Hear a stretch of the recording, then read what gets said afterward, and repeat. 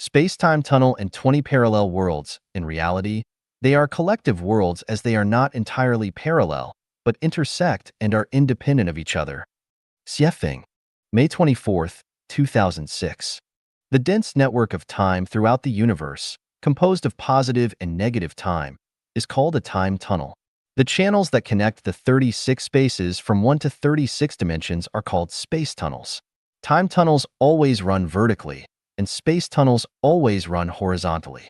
To travel to the past or the future, one must use the time tunnel. To access the 36 spaces from 1 to 36 dimensions, one must use the space tunnel. Time and space are interlaced, interlacing 20 quadrants. We already know that time has positive and negative, and space also has positive and negative. From the perspective of positive time and positive space, there is only one quadrant, that is, the first quadrant in the plane coordinate system. When we consider negative time and negative space, there are four quadrants. These four quadrants are composed of real numbers, that is, xy, xy, xy, xy. When we enter the non-material world, we find that there is an imaginary number I. Replace I with z, and it forms a three-dimensional coordinate system with xy. This three-dimensional coordinate system has 20 quadrants, namely xyz, xyz, xyz, xyz, xyz, xyz, xyz, xyz, xc, xc, xc, xc, yz, yz, yz, yz, xy, xy, xy, xy. This means that there are 20 worlds in the entire universe.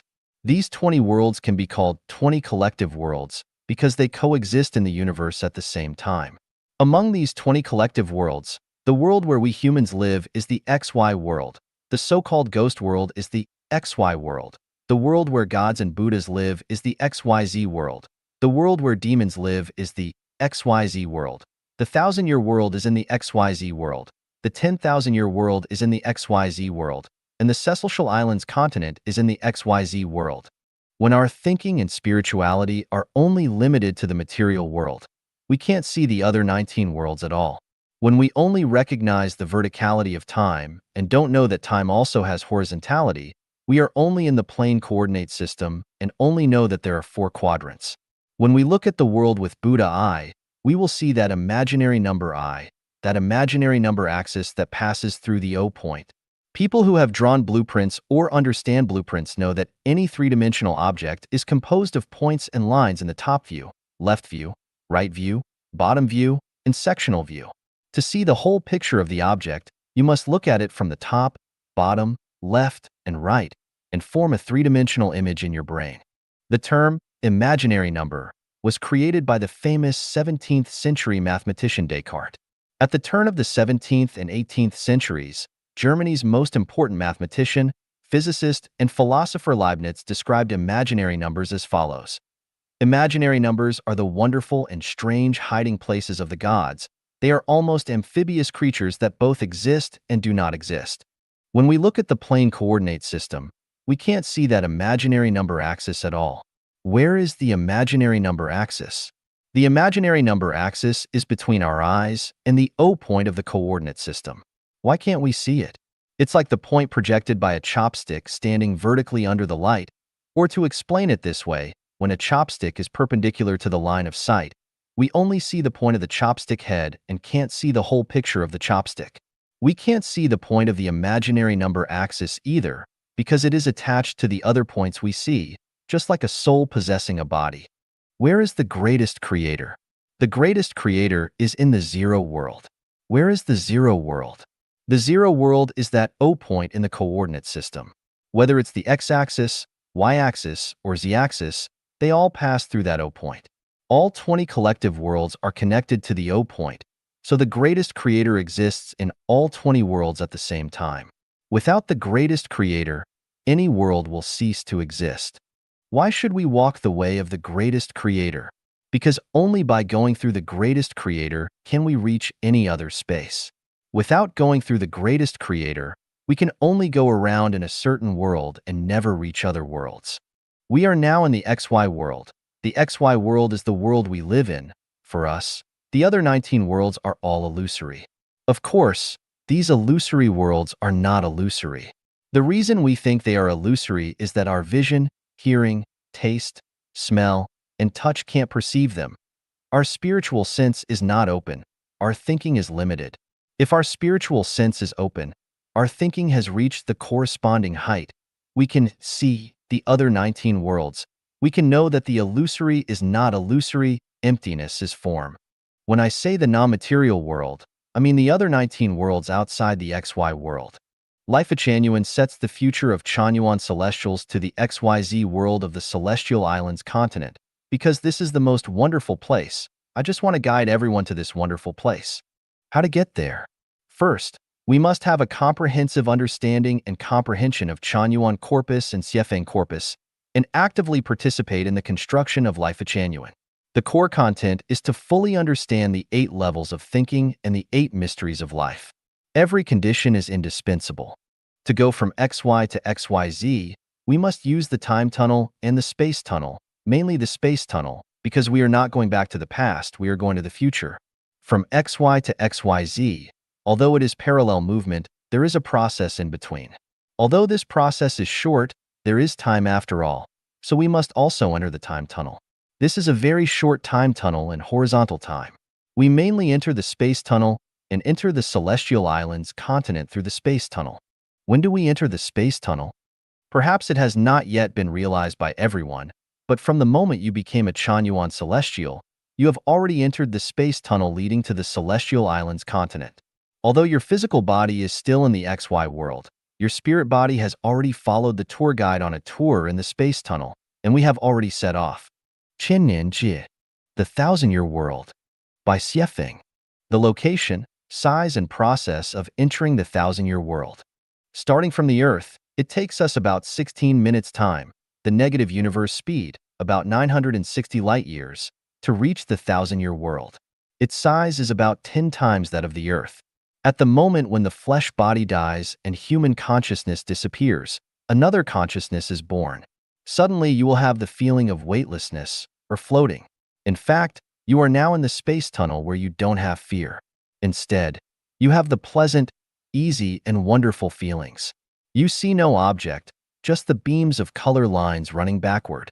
When you are about to reach the Thousand-Year World, you can dimly see there is a colorful bridge in the distance. At the moment when you see the colorful bridge, you will lose your consciousness again and fall into the sleep. When you regain your consciousness, you will first hear attractive celestial music. You open your eyes and find yourself lying in the arms of fairy with the kindly people cheering around you. They are celebrating your birth, which means you are in the Thousand-Year World. The geography in the Thousand-Year World. There are 5 continuous ridges in the Thousand-Year World with their height above 10,000 meters. There are more than 8,800 independent mounts with their height between 3,000 and 6,000 meters. There are 10 large rivers flowing into the vast and flat lake, which is greatly fertile. In this vast and flat lake, there are almost 100,000 islands. There are no deserts, Gobi deserts, or seas. Everywhere you can see the mountain streams, falls, and lakes. Climate and plants. The light in the Thousand-Year World comes from the distant planets. There is no sun, no day and night difference, or no shadow. The temperature is almost stable. The sky is blue dotted with clouds, which change colors when floating and produce rich imaginations. There is no rainfall, snowfall, thunder, or lightning. There is often the cloud and mist with mild temperature. There are numerous types of plants, including the straight pine trees, standing several hundred meters, and the yellowwood with the tree crown covering a football court. The trees are everywhere on the mountains, islands, plains, and canyons. They are not dense but green all the year. The flowers are blossoming all the time. A certain kind of flower can keep changing its color and give out different fragrance. The plants in the Thousand-Year World grow very slowly. It takes a leaf 3 years, Earth time, to grow up into its normal size. It takes a pear 10 years to be mature. The life longevity of all animals and plants are 10 times of that of the animals and plants on the Earth. The average human life longevity is 100 years on the Earth, the average figure considering the future. However, the people in the Thousand-Year World will live 1,000 years in average. That's why it is called the Thousand-Year World. Animals and insects. There are hundreds of thousands of types of lands, air, aquatic, and ground insects in the thousand-year world. But there is no meat-eating animal or reptile there. So you can never see the lions, wolves, or foxes, nor can you see the snakes or the lizards. The grass-eating animals have poor fertility. Of the insects, there are no fly, mosquito, bug, flea, or centipede. The food chain is different from that on the earth. The most brutal is the bird that eats the worms. 3. Human society structure and life. The people in the thousand-year world mainly include 1. The local people, 2. The law violators from the 10,000-year world, and 3. The earth people who have boasted perfect human nature after self-refinery and self-improvement.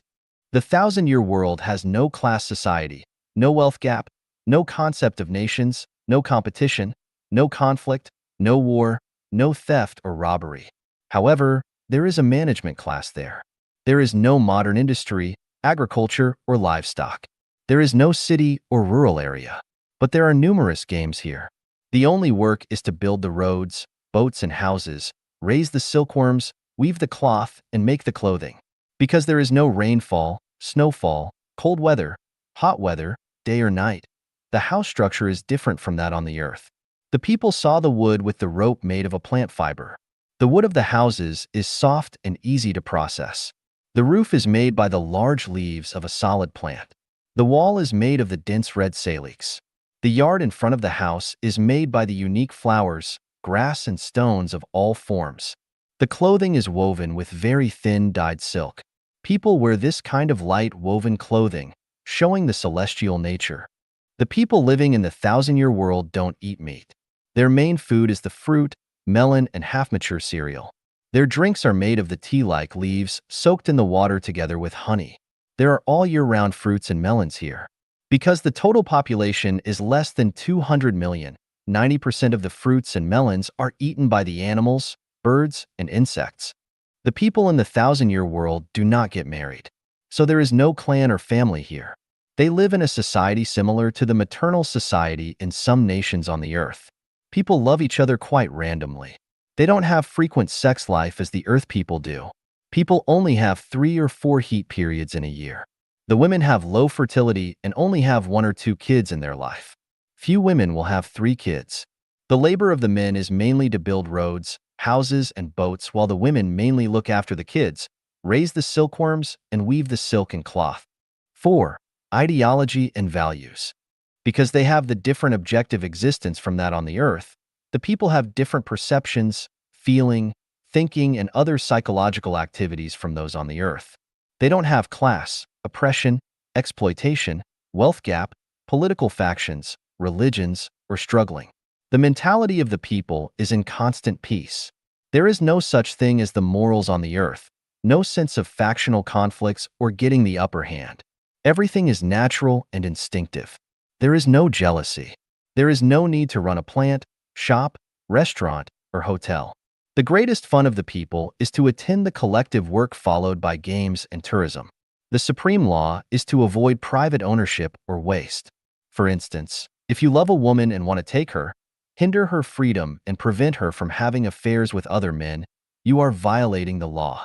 If you eat half of a pear and throw away the left half, you are wasting and violating the law. The biggest punishment for the violation is to prevent you from the collective work.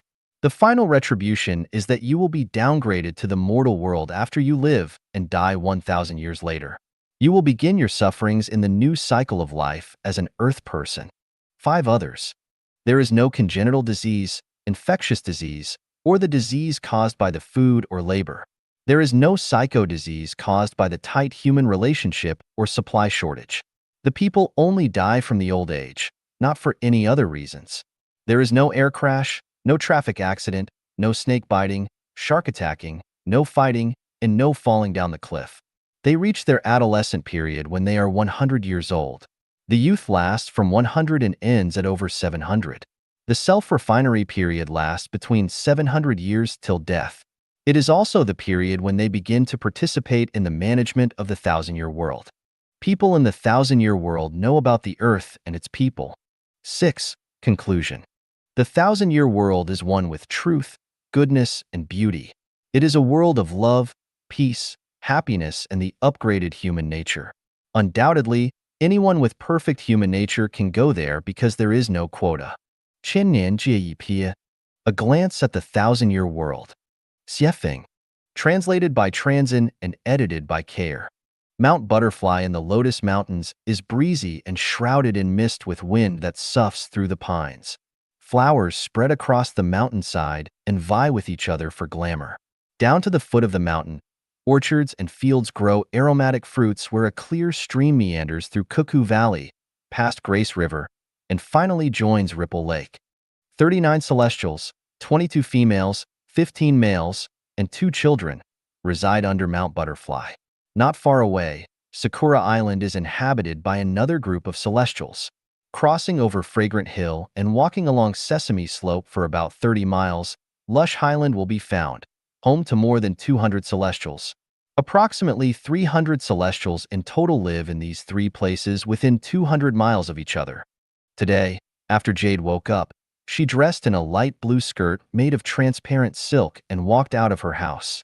High in the azure, birds soared over the clouds and silver waterfalls fell from the green of Mount Butterfly in a symphony of nature. In the forecourt, flowers were in bloom, the fullest of which were peach blossoms. Their pink petals were arranged in layers, 18 beige stamens stretched out from the center where bees searched for nectar. Along the stone path and through several rockeries, Jade came to the mulberry garden while holding a willow basket. She was surrounded immediately by a huang and lotus. You must have enjoyed a good sleep last night. Was your lover good? The two joked and chuckled. Jade tried to catch a huang in mock irritation, but the two ran away, so she chased after them. The 3 fairies chased one another while laughing in the garden until Jade caught Lotus and gently pinched on her peachy cheeks. They pinched each other's bodies in fun. A huang kissed Jade's cheek in chaos and asked naughtily, "Is this how your lover kissed you?" The kissed one held a huang in her arms and answered with more kisses on her red lips, "That's it." Having played enough, they began plucking mulberry leaves and returned when the basket was full. Jade was growing silkworms in 3 bamboo baskets of 3 square meters each, with each accommodating about 1,000 silkworms. She distributed mulberry leaves evenly into them. When silkworms climbed up onto the leaves, she would shake the baskets gently, silkworm excrement would leak through the basket bottom, and she would sweep it into a fine wicker dustpan and bury it at the roots of the flowers. Jade was about to rest after feeding her silkworms when she heard someone trotting over. It was the lovely little 6-year-old, Long. He had inherited fine features from his mother, Ray. He gasped, "Aunt, Mom said the melons are ripe. Come and have a taste." Jade replied, "I'll go there. Shall we go together?" and took Long's tiny hand. They left the courtyard. As they stepped across a bridge over a stream, Long asked, "Aunt, grasses are green by the river beneath the bridge. Flowers are blossoming in spring. All beings are as sentient as my beauty, though the world is created in holographic order." "What does sentience mean?" Jade said, "It means that the river, flowers, stars, breeze, melons, birds, and everything else can feel, like your mom and me." "Who taught you the lines?" "Uncle Mock. He and Uncle Benna teach me a lot. Do you want me to recite some?" Long began reciting verses immediately. Boundless and infinite, without distance or space, only the holographic order. An inspiration seized by heart. The world is so clear to be understood. Walking and chatting, Jade and Long came to a forest of lush bamboos and fresh shoots. The rustling of bamboos and songs of yellow warblers echoed deeply. It seemed that the forest was little known to the outside world, and only the sound of nature could be heard. Out of bamboo forest, a vast plain extended before their eyes where distant hills dissolved into mist. The breeze was gentle, and the sun was warm. On verdant plain, spotted deer strolled and swans fluttered, heading toward the direction of flute music and dancing where the melon fields laid. Jade paced up with Long. They had nearly arrived when Ray shouted, "Jade, hurry up. Today is the Melon Festival. Let's celebrate it." Ray had actually gathered everyone. In addition to 39 fairies from Mount Butterfly, they had 6 guests from Sakura Island and Meta and Kin from Lush Highland. In the field, Ling, Sang, Bar, Moy, Chiron, and Hai were picking melons. They were yellow and green in color, round and plump in shape, and very inviting. While Meta from Lush Highland was dancing and guests were all drawn to her tantalizing moves with her well-curved shape and the flutter of her orange dress. Kin was singing aloud to Meta's dance. Ripe fruits and melons await their harvest, mulberry leaves wait for picking, and Meta in the melon field waits for love. The truth is that Meta was an estrus, and she glowed with youth. Every natural move of her dance was sensual and captivating. Her thick, dark hair, touching eyes, and pink face were perfectly appealing. After the music, everyone ate the sweet and crispy melons. Then Ray announced, "Today is special, everyone. Stop building bridges, paving roads, collecting honey, trimming orchards, and making clothes. These melons have been grown for 3 years since I planted the seeds from Peach Village of Birdsong Mountain. Enjoy them. The melons will induce your saliva and refresh you, and their pleasant impression can last for 10 days. In addition, Meta from Lush Highland is looking for her love. Gentlemen, show your best." Ray's words drew great applause. Girls circled and started the mulberry leaf-picking dance while boys performed the bridge dance from within their circle. Kin was at the center of the circle, and he lifted Meta up to sit on his shoulders. The beautiful seeker of love allowed her soft dress to cover Kin's head, and Kin spun around, holding her calves so that she could choose a lover from the crowd. Boys came to court Meta assiduously and implied their strength and tricks by dancing. Standing by the scene, 3 celestials accompanied the dancers with flutes: Pine, River, and Cloud. They were about 800 years old, and the dancing continued until their music ceased. The next game was composing verses. Whoever's verses expressed Meta's feelings best would be the one that she would have. Meta started the game with her verses. Waves run high in the vast lake. Twin peaks rise above the earth. Seeds sprout in a dense forest. But a duet still lacks the other instrument. Sang from Mount Butterfly composed. Sang river flows silently all year long. Snow melts on the high hill. Swans visit the ravine. I play music to build the rainbow bridge. Rice from Sakura Island sang. Rosy clouds appear over the hill, where an exotic flower is up high. Clouds soar with strong wind in the sky. Thundering and lightning dance to climax. Becky from Mount Butterfly said, "A 1,000-year golden fir is in bud. A fountain in peace is to flow. The surge will reach the depth of the sea. The temple of gods is splendid as a flower." Chiswa from Mount Butterfly stepped forward. He bowed and sang, "I row with a paddle across Double Peak Valley. Get wet passing the jungles. Rising hills and streams appear. I find my way back and forth and reach heaven." Raisin from Sakura Island smilingly sang in an unhurried manner, "Endless springtime. The plum has blossomed for times to sing merrily and dance gracefully. Even the leafless ironwood can turn the world upside down with its charm." All the guests from Mount Butterfly and Sakura Island, excepting Pine and River, finished their turns. Meta had been limp and soft as a noodle. No one knew who she chose. Ray came to the scene. Ray was more than 600 years old. She was considerate, sophisticated, and respected. She smiled and said, "Jade, take Meta to your room to rest. Everyone else, come to Entertainment Garden. Pine will lecture. Then we will guess riddles, play hide and seek, and tell stories." Everyone headed toward Entertainment Garden delightedly. Ray spoke privately with Sang, Becky, Chiron, Chiswa, and Bong respectively, and then left along with other celestials.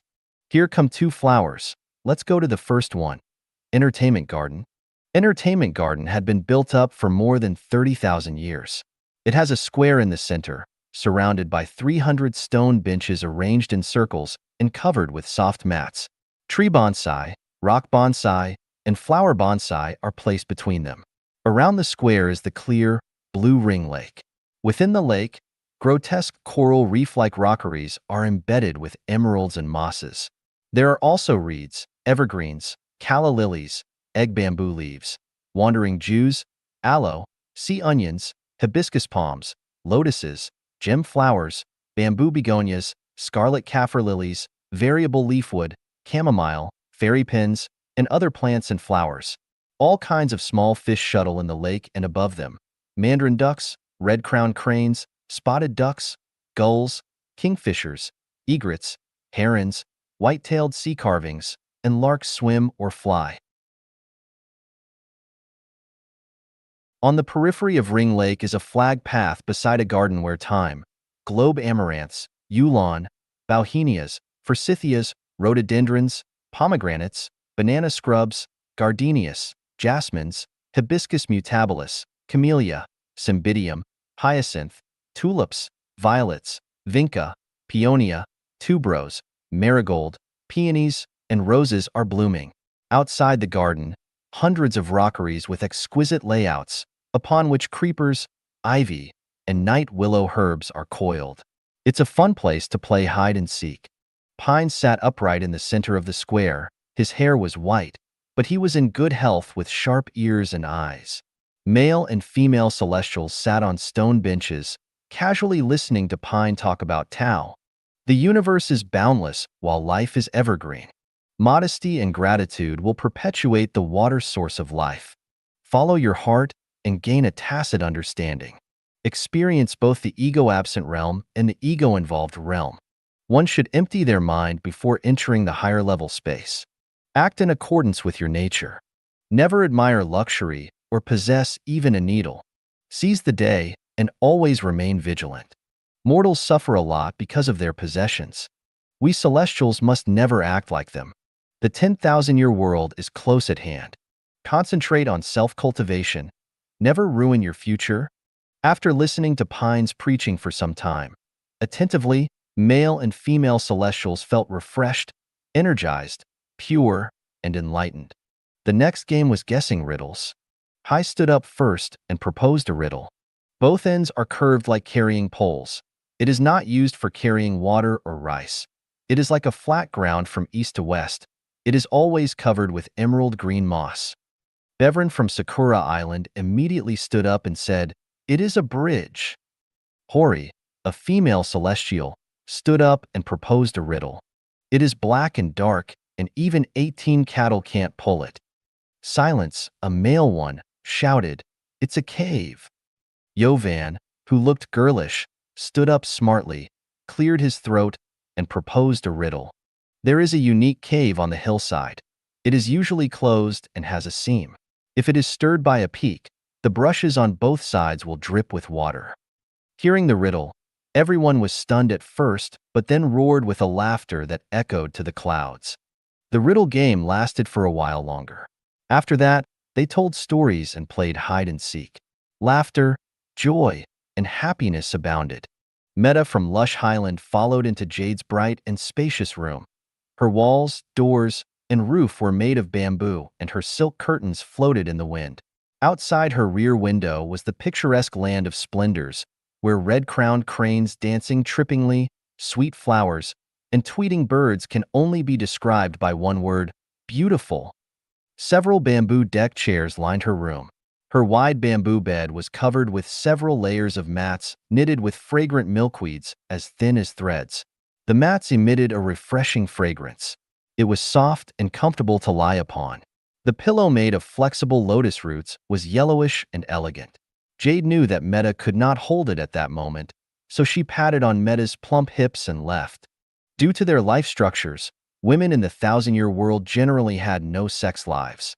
Their menstrual cycles were different from those of mortals, only occurring once every 3 months. A few days before their cycles would end were their estrus periods, so they desired intimacy only 3 or 4 times per year. That which flows constantly will form a small murmuring stream, but that which does not will accumulate and become a reservoir. It is quiet when closed, but after the gate opens, waves will surge and uncontrollable billows will dash against the sky that cannot be resisted by self-control. Meta was on the edge of such an explosion at that moment. Men in the 1,000-year world were completely different from women. They could display their elegant demeanor at any time and control their lust totally. Without external stimulus, they had no desire, but when teased by women during their estrus, would gallop on the grasslands like runaway wild horses. In addition, celestials in the 1,000-year world enjoyed excellent lifelong health, and thus did not suffer from emotional distress or psychological burdens. There were various recreational and physical activities, so women were soft as cotton, highly energetic, dynamic, and attractive, while men were physically strong, muscular, and powerful, and full of vital essence and vigor. Meta sat on pins and needles and felt anxious. There was an overwhelming potential energy inside her body that was ready to explode but failed to find its outlet. At that very moment of her unbearable thirst, Becky came into view. At the sight of Becky's big, tall, and muscular physique and sparkling eyes, Meta jumped onto him like a hungry tiger.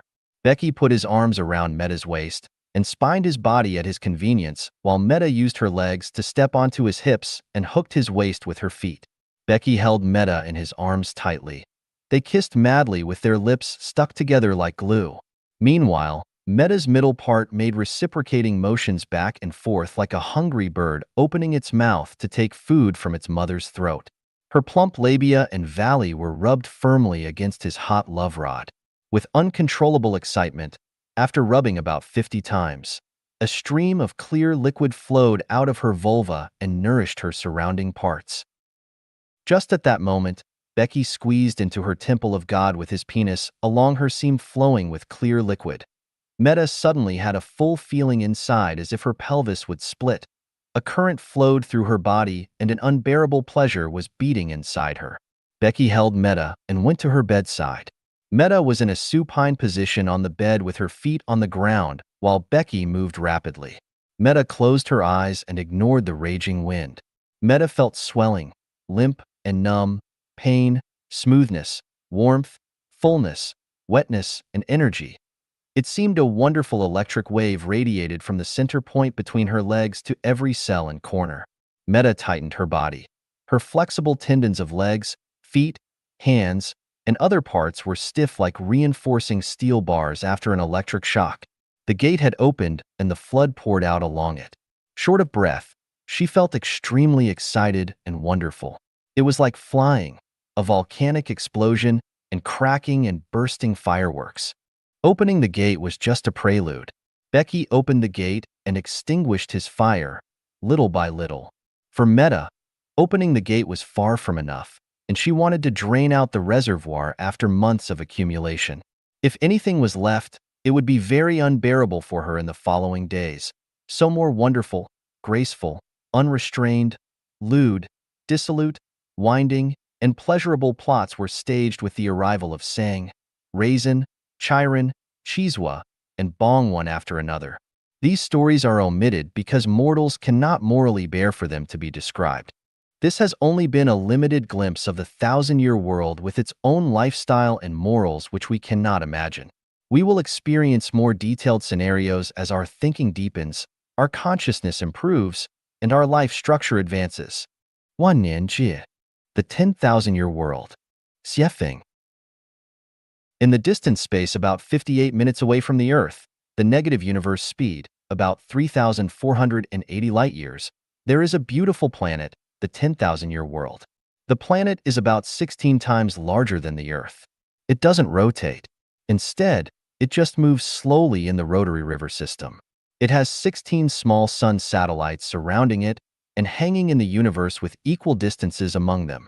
These 16 satellites with extremely high density respectively give out light waves with different frequencies, dividing the 10,000-year world into 16 zones with different colors. Each zone has its own feature. The growth ways of its plants and animals, the ecological structure and climate differs from each other. Interestingly, one of its satellites, suns, emits the black light with the heat. The zone it covers is an eternal night. Part of the animals, plants, insects, and stones in this zone has their own different colors. Standing on the mountain in this zone, you can see the mountains, rivers, and skies shining splendidly, just like you are standing on the top of the skyscrapers and enjoying the household lights in the city. On the side of the night zone is the scene of eternal dawns. You can see the charming dawn clouds and the misty horizon producing the mysterious scenes. On the other side is the eternal evening scene. The attractive evening clouds change constantly. Beside the dawn zone is the morning scene. Here the sun is always rising above the horizon. The birds are singing. The morning dews are like crystals. The mountains, forests, and streams are filled with the energy of life. The air is always fresh with fragrance. You cannot help but admire for the scenes from the bottom of the heart and say, how beautiful life is. Across the night zone is the eternal noon with the sun shining all the time, clouds hanging in the sky, comfortable breeze and cool weather, the blossoming flowers, flying birds, fragrant grass and trees, and abundant fruits, looks prosperous and flourishing. In the 10,000-year world, there are numerous rivers and 16 seas having the same size with the Pacific. The crystal-like sea waters, the abrupt mountains, the fairy scenes, the clouds, the old trees, the falls, the streams, the flowers, small lakes and ponds constitute the attractive landscapes. In the lakes, ponds and streams, you can see the swimming ducks and mandarin ducks, the playing partridges, the dancing cranes and lotus, the swinging watergrass, the jumping frogs, the swirling dragonflies, and the swarming fish, enjoying their life in the nature. There is rainfall in all the territory of the 10,000-year world. However, there is no hail or snow. Sometimes there is thunder, lightning, and wind. The people actually should be called as celestial beings. Living here live a completely different life from the earth people. They are all naked and capable of flying on the clouds. They have no sex life and no concept of marriage. The female celestial beings don't give birth, have no family or clan. The people living in the 1,000-year world build roads, boats, weave cloth and silk. However, the people in the 10,000-year world do not engage in labor. They don't live in the houses. Instead, they live in the hermits' abodes of all kinds. Their main food is the melons and fruits such as pear. In the journey to the east, the monk Tang and his apprentices passed by the Wuzhuang temple of the genuine celestial being at the Mount Wanshou. The fruit they ate there is called the ginseng fruit. The people living in the 10,000-year world drink the stream water. They don't have private property. Apart from the meditation and silent practice, they would go out touring for the attractive scenes. There is no management here. Everything is peaceful, quiet, and elegant. The plants and animals in the 10,000-year world grow even more slowly than those in the 1,000-year world. They blossom every 3,000 years and bear fruit in another 3,000 years. The average life longevity of the celestial beings is 35,000 years. The beards of some elderly celestial beings even touch the ground. The young celestial beings have the delicate skin like lotus. They die in a sitting posture, just as the Buddhists do. After death, their bodies will become a column of light smoke floating away. The living celestial beings will not grieve over the death. The dead celestial beings would go to one of the four worlds. Those who have never had the worldly thought will enter the Elysium world. Those who have had the worldly thought, after they die, will have the column of smoke gathering and taking form again, starting another cycle of life in the 10,000-year world. Those who have often had the worldly thought will be degraded into the 1,000-year world.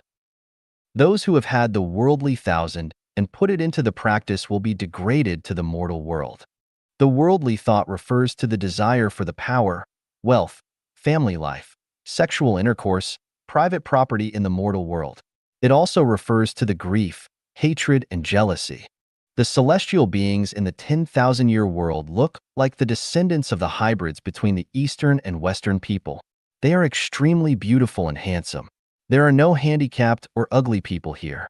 Their average height seems to be 180 centimeters. Just like the mortal world, the lady celestial beings are smaller than the male celestial beings. The 10,000-year world can hold more than 10 billion celestial beings. But at present the population there is only a little bit more than 100 million. It is just like the Earth with only 6 million people. So if you can make diligent self-improvement as the Taoists do, you all have a bright future. Those who love their families, the opposite sex, motherland, work, wealth, and position, and those who like watching TV, listening to the radio, surfing the internet, driving the limousines, reading, living in the luxury villas, fighting against the people, heaven or earth are not able to enter the 10,000-year world because there is no such thing there. The process of entering the 10,000-year world is, after the flesh bodies die, the spiritual body, actually your body is complete with all organs and tissues, enters the space tunnel. You feel weightless. Flying on the clouds, you have great pleasure and joy. In less than an hour, the negative universe speed, you will see a colorful life bridge. After getting on the bridge, You will change into a column of smoke and lose your consciousness for the moment. When you come to yourself again, you will resume your body form. Now you have entered the 10,000-year world. The people in the 10,000-year world can clearly remember their former cycle of life, knowing about the 1,000-year world and the mortal world. Some inspirations for those who intend to do self-improvement in the 10,000-year world. For the endless years, we must refine ourselves and never seek fame or wealth. Do good deeds every day, you can live longer. Engage in meditation, you will get protection from the celestial beings. The empty space is not empty. The true color is colorless. The intangible is tangible. The yin and yang, and the positive and negative exists in the unity of the opposites. The celestial world is remote, but it can be reached instantly. Eat the sun essence and drink the moon tenet. Do this for long, and you can build your celestial body. Live simple, you get the support from the celestial beings. Live practical, you will reach the Tao. The body is dynamic while the heart is static. Your life is limitless once you ignore the wealth and authority. Believe it or not, the heaven mystery is easy to be known. Elysium world. Xiefeng. The 1,000-year world and the 10,000-year world is part of the positive universe. From the perspective of the materials, they are the objective existence. They can be seen and touched. All the objects in them have life longevity. The Elysium world is part of the negative world, and everything there is fantasy. In the Elysium world, time almost disappears. All the objects exist by nature instead of by the form. Sometimes they, based on their needs, can change into a certain form temporarily. But when they exist by nature, they are eternal. The Elysium world is the Western Elysium world in Buddhism. They are also called the Buddha land and Buddha state. Where is the Elysium world? It just lies in the Earth universe. Then how big is it? It has the same size as the Earth universe, including the micro-universe and macro-universe. We can understand that the Elysium universe is located millions of billions of light years away. And everything around us, including ourselves, is also in the Elysium world. As far as the dream is concerned, the space in the dream is the negative space. So what's the size of the dream of each person? No one can answer this question because the size of the dream world is determined on the dreamer's perception, experience, the degree of spiritual nature, and the thinking ability. The more perception and experience we have, the purer our spiritual nature and the more capable our thinking is, the large size our dream world will have. Some people can see the Buddha, God, sun, and rainbow in their dreams. Some people can fly on the clouds, the 1,000-year world, or the 10,000-year world with colors in their dreams. These dreams mean they have very pure spiritual nature. However, some people can never have such dreams in their life. The scenes in the dreams of some people are the same as the real human society because they have low thinking ability. Some people can solve the problems in their dreams that can never be resolved in the reality because they have deeper perception and experience. The Elysium is similar to the dream worlds because they are all the negative spaces. Whether or not we can perceive it and enter it, and how deep we can enter it depend on ourselves. To enter the dream, we rely on our perception, experience, and spiritual nature degree and thinking ability. To enter the Elysium world, we rely on our Buddhist nature, without which we can never do it. Most of the things imagined in our brains are true realities because the human brain is part of the universe.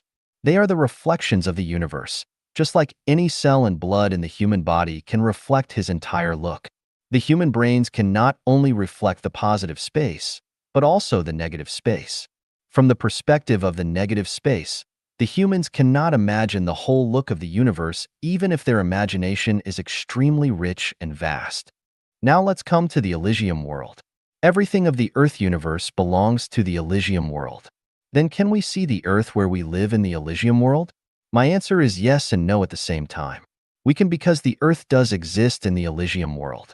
We cannot because the Earth we see from the perspective of the Elysium world is different from what we humans know about the Earth. So can we see the Earth people from the Elysium world? The answer is also yes and no at the same time. We can because of the existence of human beings. We cannot because the people in the Elysium world do not have our looks and appearances. For example, what can we see in the dark night? We can see nothing except the luminous bodies. But does it mean nothing exists in the dark night simply because we cannot see them? No, they do exist. We can't see them because we do not have the ability to see them at night.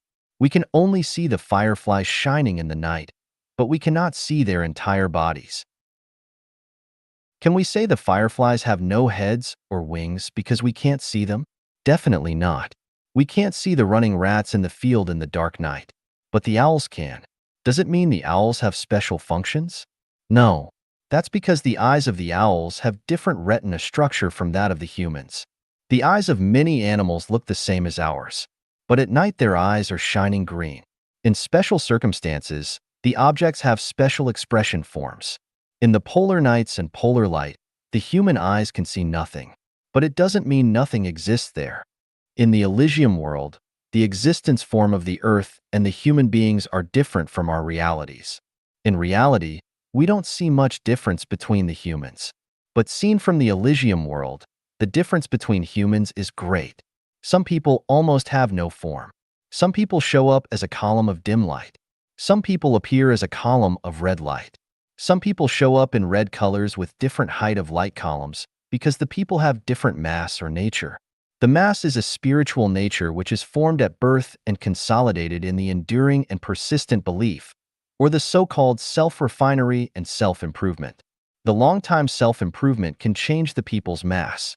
The enduring self-deterioration can also change the people's mass. The existence form of life is various and weird. In each person's bedroom, there are hundreds of millions of lives invisible to us. In the surrounding space, there are thousands of flowing rivers and millions of celestial bodies. Each stone records the time lapse of thousands of years that we can't see. Our brain waves keep emitting the information waves about the health and inner world, which we cannot see either. The ghosts we often talk about are actually the life between the yin and yang worlds, which we cannot see either. The scenes in each one's dream is also invisible to us except the dreamers and people in the dream. Seen from the Elysium world, there is life everywhere in the universe. There is life not only on all the planets but also in the empty space. The life is not only on the land, but also under the land. The life is not only in the air, but also in the vacuum. There is life not only in the warm places, but also in cold weather. There is life on the sun, in the stone, on the light rays, and in the radio waves. The life is everywhere and within life. The Buddha land is remote at the universe end. The Buddha land is near in front of us. To enter the 1,000-year world and the 10,000-year world, we need time and have to pass the space tunnel. To enter the Elysium world, we can get there in an instant and become the Buddha very shortly. Because the density and mass in different zones in the universe and space are different, the 3,000 worlds have been formed. These 3,000 worlds, based on their distance and mutual dependence, are divided into 10 continents, namely Lotus Continent, Borneo Continent, Kasaipa Continent, Ingwu Continent, Amida Buddha Continent, Celestial Islands Continent, the continent for 3 realms lives to pass through, Moon Temple Continent, God's Continent, and Supreme Authentic Wisdom Continent. It is impossible to describe in detail the 3,000 worlds and 10 continents. Till now, human beings have been living for thousands of years. Today, the science has development nanometer and cloning technologies, but it still can't describe the life body of humans, let alone the vast Elysium world. What I can show you is just an outline.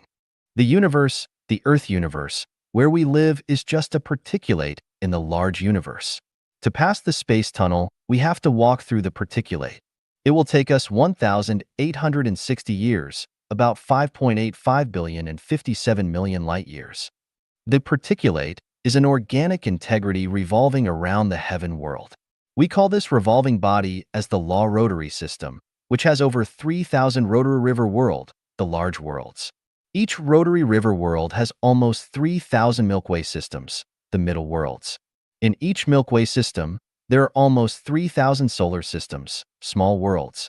Please note that the so-called system is a relatively independent celestial clan. It is not that one sun-like star constitutes a solar system. In some zones, several hundred suns form a solar system. In some solar systems, there are several thousand stars, or even tens of thousands of stars. The Earth is just a member of the solar system of the small worlds, not efficient to constitute a world. From the angle of the Buddha land, we divide the 3,000 large worlds into 10 continents, namely, the 10 Buddha states. Such division is not even division of the Earth universe, or based on the number of planets and galaxies. Instead, they are divided according to the features and mass of life, or the level of Buddhism. The Buddha, in common sense, is just a general concept. As a matter of fact, the Buddha has 10 levels of powers. Each level constitutes a continent.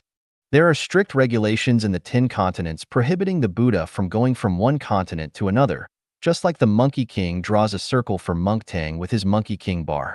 But we don't have the power to enter that circle. Before coming to the mortal world, Sakyamuni used to live in the Lotus continent. Later, he passed the continent for 3 realms' lives to pass through to enter the mortal world. After fulfilling his mission in the mortal world, he was then upgraded to the God's continent.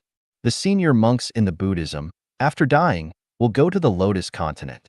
Hereby, I will explain the 10 continents from the high level to the low level. The lowest level is the Lotus continent, and the highest level is the Supreme Authentic Wisdom continent. Lotus continent. In the eyes of the mortal people, the Lotus continent is an empty world in which there is nothing. In the eyes of the people living in the 1,000-year world, the Lotus continent is a vast sea. In the eyes of the celestial beings living in the 10,000-year world, the Lotus world is a vast world of lotus blossoming on the sea. In the eyes of Buddha, numerous Buddha are sitting on the lotus blossoming.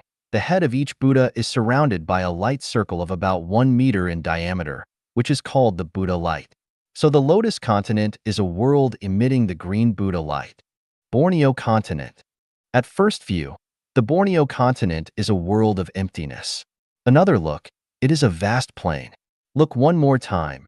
It is a world of hills with the same height. On the fourth look, these hills keep changing the forms.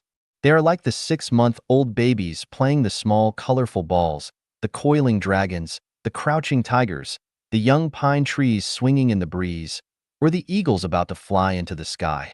On the fifth observation, we can see the Buddha sitting in meditation, eyes closed, emitting the blue light from their heads. It is a world of the blue Buddha light. Kasyapa continent. It is the hometown to the Kasyapa Buddha with stretching mountains and ridges. Each cluster of mountain circles to form an elegant residence. The pavilions and buildings hide in the trees and orchards. The herbs of birds fly in the sky. The rabbits and roe deer run on the fields and in the mountains. The streams flow on the plains with delicate bridges on them. The children play in the yards. The women pick up grapes and pears under the grape trellis or in the orchards. Some of the men eat watermelon in the field. Some play chess in the pavilions or buildings surrounded by bamboos. Some drink wine or tea. Some read poems or play musical instruments, etc. It seems that it is someplace in the mortal world. Actually, all these scenes come from illusion. If you keep looking, you will find the flying birds will alight on the trees and become leaves or fruits. The playing kids will become the blossoming flowers. The chasing animals will become the stones with various forms. The bridges on the rivers will suddenly become the trees. The rivers will become the clouds and mists. The smiling women and men who are playing chess, drinking, reading poems, or playing musical instruments will disappear, and the pavilions and buildings will become hills. All of these are the incarnations of Buddha. Ingwu continent. On the first look, Ingwu continent looks like a rolling air mass, which later grows into a round ball with rough surface. The ball keeps expanding and enlarging. The rough surface gradually forms the mountains, rivers, and lakes. You can see all the animals, plants, and nature on the earth and in the 1,000-year world, 10,000-year world. On the clouds, you can see the temples rising with soft celestial music and bell sounds. Accompanied by the celestial music and bell sounds, the plants, animals, humans, celestial beings, and birds gradually rise and change into the forms of Buddhist monks and nuns flying to their temples. In these temples, the burning incense produces smoke and Buddhist masters give the Buddhism lectures. After the lectures are over, the Buddhist monks and nuns return to the ground and are transformed back to their original forms. The temples in the air disappear slowly. The land contracts and becomes a round ball, which later becomes a rolling air mass. Amida Buddha continent. Seen from the distance, at the end of the horizon there is a bright spot. The circles of colorful halo expand from the bright spot. As we approach nearer, we can find it is a crystal-like transparent planet bigger than the Earth. Through the halo, we can find a splendid palace in the center of the planet. In the middle of the palace, a Buddha who is sitting is Amida Buddha. His body emits the colorful halo like the water ripples, which always runs through the palace, the transparent planet, and gets into the vast universe. The halo even reaches the Earth where the humans live, protects and cleanses the life of those with Buddha nature. When people say Amida Buddha and repent, the frequency of the Buddha light complies with that of the human mind. These people can get the protection from the Buddha. This is the so-called Buddha shines everywhere. Celestial Islands continent. Seen from 10,000 light years away, there is a disk, composed of the mist and dust moving slowly. The diameter of the disk is about 300,000 light years. The mists are the flowing heaven river, and the dusts are the planets in the heaven river. These planets have the similar size with the Earth. They float in the heaven river just like the sea islands. The total number of these planets is 80 billion, on 30 billion of which live one Buddha, or the celestial being. That's why it is called the Celestial Islands continent. On the Celestial Islands continent, there are 80 billion islands, and each has a name. The Buddha living on these islands have their own names too. Apart from the 30 billion islands resided by the celestial beings, the other 50 billion islands are still yet to be resided, waiting for the people upgraded into the Buddha from the mortal world, 1,000-year world, and 10,000-year world. Now let's have a look at the Snow Peak Island. On this island, there is a peak with 10 levels. The first level is in the amber color. The second level is in the green color. The third level is in gold. Level 4 to level 10 is in light blue, gray, milk white, purple, red, black, and snow white respectively. Because the top level is shining in snow white, it is called the Snow Peak Mount. On the Snow Peak Island lives a fairy, Buddha, called Yue. One day she succeeded in practicing a fantastic spell and invited some celestial beings to appreciate it. We know that this island is nothing special except the Snow Peak. On the vast, empty and dry land, there is no animal, plant, or human. It is a lonely island producing nothing but loneliness. Then this day, a common stone at the foot of the Snow Peak moved a little bit and changed into an extremely charming lady, who was Yui's celestial being, the owner of the Snow Peak Island. She stood up straight and then sat down with her legs crossed. The illuminating fireballs flew from her head and into the sky. We followed one of these fireballs and saw it flying across the vast heaven river and sea and reaching the Coral Castle Island. It got into the brain of a dolphin which was resting on the beach. The dolphin swung a little bit and changed into a handsome young man, who was called Dolphin Celestial Body, the owner of the Coral Castle Island. He touched her head, smiled, and waved to the sea. Then the waves became violent, and a flying horse with wings flew from the waves. Dolphin Celestial Being got on the horse and flew towards the Snow Peak Island. On his way, he met the Green Island Flute Buddha riding on a black cow, the Flower Fairy sitting on a lotus from the Flowers Island, the Crane Celestial Being riding on a crane from the Thousand Birds Island, the White Man Buddha riding on a 9-head beast from the 10,000 Beasts Island, and the Gold Wheel Celestial Being riding on the Fire Wind Wheel from the Fire and Wind Island, who were also on their journey to the Snow Peak Island. When they were about to reach the island, they saw thousands of celestial beings in the sky. Some of them were riding the fish, some on the peacock, some on a pinholder, some on a blanket, some on a dog sledge, some on a big leaf, some on the arch bridge made of hundreds of birds, some on the clouds, some on tornado, and some on comet with tails. When reaching the Snow Peak Island, they all descended to the ground and their transport became the colorful cloth on their bodies or walking sticks in their hands. These Buddha and celestial beings have weird appearances. Some are dwarfs, some are tall and strong, some are handsome, some are ugly, some have cold eyes, some have long ears stretching to the shoulders, some have the face of kids but white hair, some have beards touching the ground, some have 3 eyes, some have 18 hands, some have bald heads, and some talk like 6-year-old kids. But the lady celestial beings are pretty and fascinating. On the empty land of the island, there were thousands of celestial beings saying hello to each other. Then all of them turned to Yui celestial being to congratulate her on another spell. When everybody was talking happily, a thunder-like voice came from the crowd. Sister Yui, we are all your guests. Do the guests have to stand on the wild field like this? The celestial beings traced the voice and saw a celestial being waving to Yui. He was more than 2 meters tall with rough black hair, red face, and large head. He was the Red Face Buddha, the owner of Black Canyon Island. Yui smiled and said, "Please." She spread her long right sleeve in the air, and there appeared a palace made of red bricks and green tiles in front of them. In the palace, there were many buildings and pavilions connected by dozens of meters of corridors. The celestial beings were amazed and voiced their admiration. Then Yui celestial being spread her left sleeve into the sky and said, "Please." Suddenly more than 1,000 kinds of grass, plants and trees such as the bamboo, pear trees, willows, pine trees, berry trees, and redwood grow beside the pavilions and buildings and on the wild fields in the palace. The trees and plants swing in the breeze and give out fragrance. The fruit hangs on the trees. The celestial beings cheered again for the wonder. Then a skinny celestial being with only one eye on the forehead said, "Sister Yui, what do you plan to place in the open space?" Yui giggled and gave a wave into the air with her 2 hands. There appeared a pond in the space. In the middle of the pond there was an artificial hill with water rushing out of the top. The fragrant lotus, swimming swans and mandarin ducks, the jumping goldfish and frogs made scene attractive. Another round of cheers came. Then a barefoot Buddha with big belly and mouth said loudly, "Sister Yui, your spells are excellent.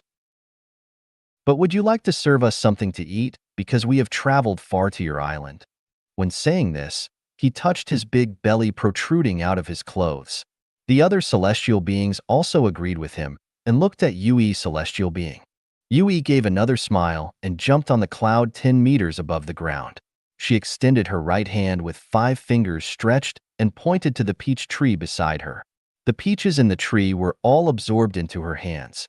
She closed her hands, threw out the peaches suddenly and said, "Please have a look." The peaches rolled into the crowd and grew larger, turning the delicate and old-fashioned square table and backrest chairs. The celestial beings took their seats happily. Then Yui said loudly, "Attention, please." She blew a mouth of celestial mist covering a pear tree.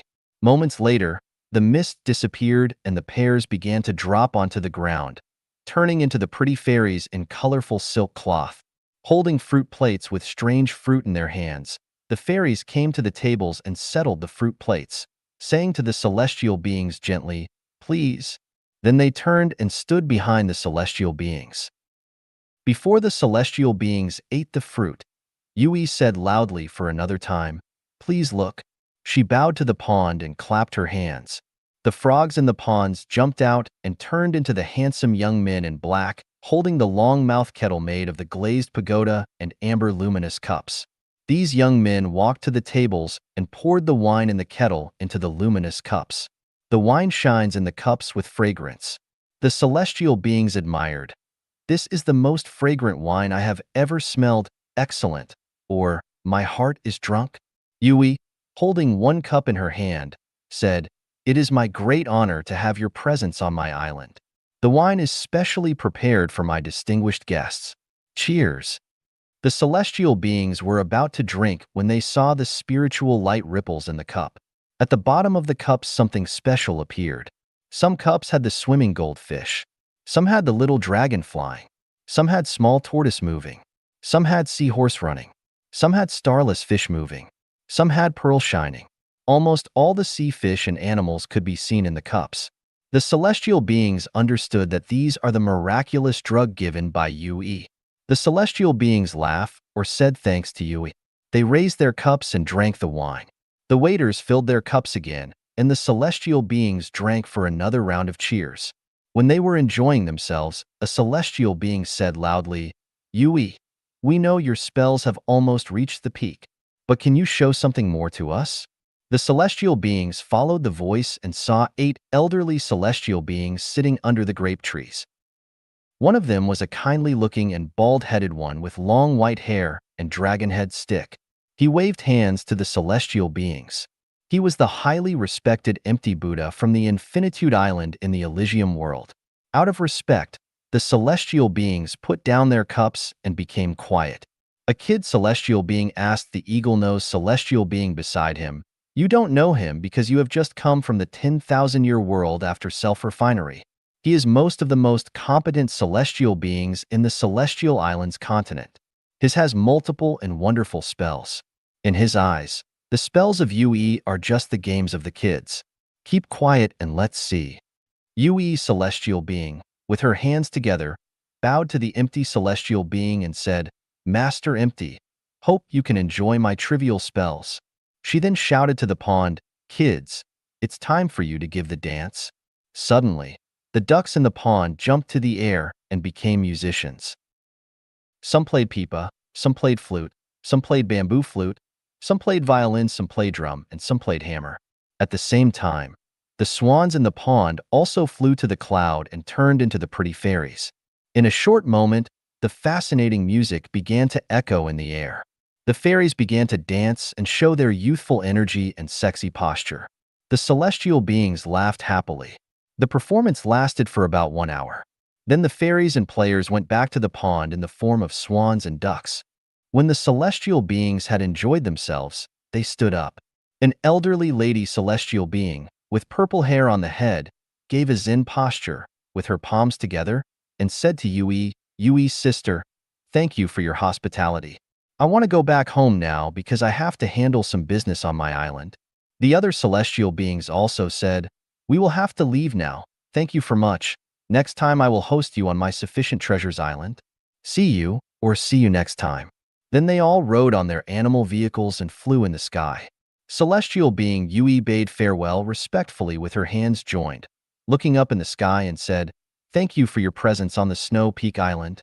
When all the celestial beings were not seen in the sky, she waved her right hands and left hands, gave a Zen posture with her palms staying together, and gave out a mouthful of white mist. Suddenly all the buildings, pavilions, trees, flowers, grass, mandarin ducks, and ducks all disappeared. The land returned to the wilderness. She was then transformed into a golden ray, which merged in the snow peak immediately. The continent for 3 realms lives to pass through. The continent for 3 realms lives to pass through is a mysterious one. From the perspective of the material world, it cannot be found at all in the universe. The continent is just like a miniature of the Earth universe. That is to say, the Earth universe is the multiplied version of the continent for 3 realms lives to pass through. However, it is not the plain multiplication because the God of the heaven world going to the continents for inspection, the Buddha or God from the celestial world going to the mortal world for survey or another cycle of life, or the people of the mortal world heading towards the celestial world due to their successful self-refinery, have to pass the continent for 3 realms lives to pass through. Only after entering the space tunnel can we see the outline of the continent for 3 realms lives to pass through. But it doesn't mean that each person, Buddha, or God who has entered the space tunnel can see its overall outline. In most of the cases, they just pass by the continent. For example, the people of the mortal world who have had the perfect human nature enter the space tunnel after their death. At the end of the space tunnel, they will see a colorful life bridge, the passage to the continent for 3 realms lives to pass through. After they pass the colorful life bridge, the administration of the continent will, in accordance with their spiritual nature, send them to the 1,000-year world, just like sending a fax. The people cannot stay in the continent for 3 realms lives to pass through. If the heaven world decides to send a celestial being to the mortal world to accomplish a mission, they will first summon him or her to the continent for 3 realms lives to pass through before faxing the celestial being to the mortal world. The continent for 3 realms lives to pass through is like this in my eyes. After passing the colorful life bridge, we can see a rainbow heaven gate. Looking into the gate, there seems to be a colorful tunnel. After walking into the gate, we can find there are 36 doors along the tunnel, standing opposite to each other. At the end of the tunnel is a brilliant radiance. Looking into the first door, I saw the burning fires with the extreme heat. Many people were in the fires crying and moaning, suffering from the scorched skin and flesh, which was really brutal. The angel said to me, This is the inflaming layer. They are suffering because it's their retribution. All people who had been killing or torturing others have to endure the sufferings here. Seeing into the second door, I found the ice blocks and cold winds inside. Many people were frozen in the ice layers, unable to move or cry. The chilly cold air penetrated their skins and bones, causing severe pain in the body. The angel told me timely, "This is the frozen layer. One good turn deserves answer. They had done many bad things in the mortal world, and they deserve it. You don't have to show mercy to them." I looked into the third door and was frightened. It was really a horrible world. I saw a man trying all the means to hide himself when numerous monsters, devils, goblins, and ghosts were chasing him. He rushed to a tree and stood against it, trying to hide himself from them. Unexpectedly, the tree stretched out its hairy, bloody, and thin hands in front of his eyes, then towards his neck. He ran away scared and came to a rock, standing against it. Suddenly, he felt someone scratching his back. He looked back and cried, "Oh, my God." A bloody head was on his shoulder with the green eyes looking straight at him. He was so scared that he rushed forward. Nevertheless, the ground where his feet stood cracked and sunk him. He looked down and saw thousands of poisonous snakes and centipedes were gazing him at about a dozen of meters below him. Many snakes began to climb towards him. I got sweated and dared not to see any more. The angel said, "This is the hell world. Those who had domineered and forced people out of their living have to endure the sufferings here after their death. Otherwise, the spirits of the people prosecuted by them would cry in front of the heaven world gate, making a lot of noise and chaos." In the fourth door, I saw many scenes. In one scene there was thunder, lightning, and strong wind. The grass and flowers trembled in the wind, and the trees swung, trying to keep its branches unbroken. In one scene there was scorching sunshine that made the land crack. The trees, grass, and flowers curled in the heat, trying to keep alive. In one scene there was comfortable sunshine and breeze. All things were flourishing. But when I looked carefully, I found the grass, flowers, and trees were suffering human chopping, house treading, sheep and insect biting. In the last scene there was heavy snow, and the grass and trees were withering. The angel explained, "This is the plant world. The trees, grass, and flowers in the world are transformed from the life in the inflaming layer, frozen layer, and the hell world. In the plant world, they will have leaves, blossom, have fruit, reproduce, and serve the insects, animals, and humans." In their past cycles of life, they had consumed too many natural resources and had done nothing good for the insect world, the animal world, and the human society. So they have to compensate for what they have done in the past in the plant world. In the fifth door, I saw the brutal scene where the law of the jungle was working. Every day all the animals were afraid of being eaten by other animals. Even those on top of the chain had to be cautious of being attacked by the humans or eaten by the same kind of animals. Meanwhile, they had to suffer from the old age and the enduring death from hunger. The angel said, "The people in the mortal world who had been domineering, bullying others, showing no sympathy or mercy, love to fight or rob, and don't sustain their parents would have to enter the animal world after their death and receive the punishment." I walked into the sixth door and saw people riding on the horse, the cows plowing or milking, the donkeys carrying goods, the dogs guarding the house, the cats hunting rats, the hens, ducks, and geese laying eggs, the sheep providing wool, and the pigs supplying meat. The angel explained, "All the livestock are providing the most service as they can with the lowest demand. They do so because they had owed others when they were the humans. They had occupied others' property or land, received bribery, cheated others of their wealth with lies or fake goods, or failed to repay the debt. After they died, they would change into the animal husbandry and make compensations in the debtors' homes." I entered the seventh door and saw the scene in the mortal world. The people were noisy on the streets, some were crying and some were laughing. They were restless with nothing in their minds. The angel explained, "The mortal world is a transit station between the heaven and the hell. The wise people would engage in self-refinery and self-improvement. After they die, they would enter the heaven world. The unwise people lived with their mind blocked. They just followed the trend and kept breathing. In the next cycle of life, they would become human beings, too. The foolish people spent their days blindly busy, trying to gain things at all costs. But they don't know the loss is gain and the gain is loss. The consequence is that they have overused their fortune and would be downgraded into the lower world. I asked the angel, "What behavior makes the best life?" The angel answered, "The wise life with the behavior of the spiritual nature makes the best." I asked again, "What is the wise life, the behavior of the spiritual nature?"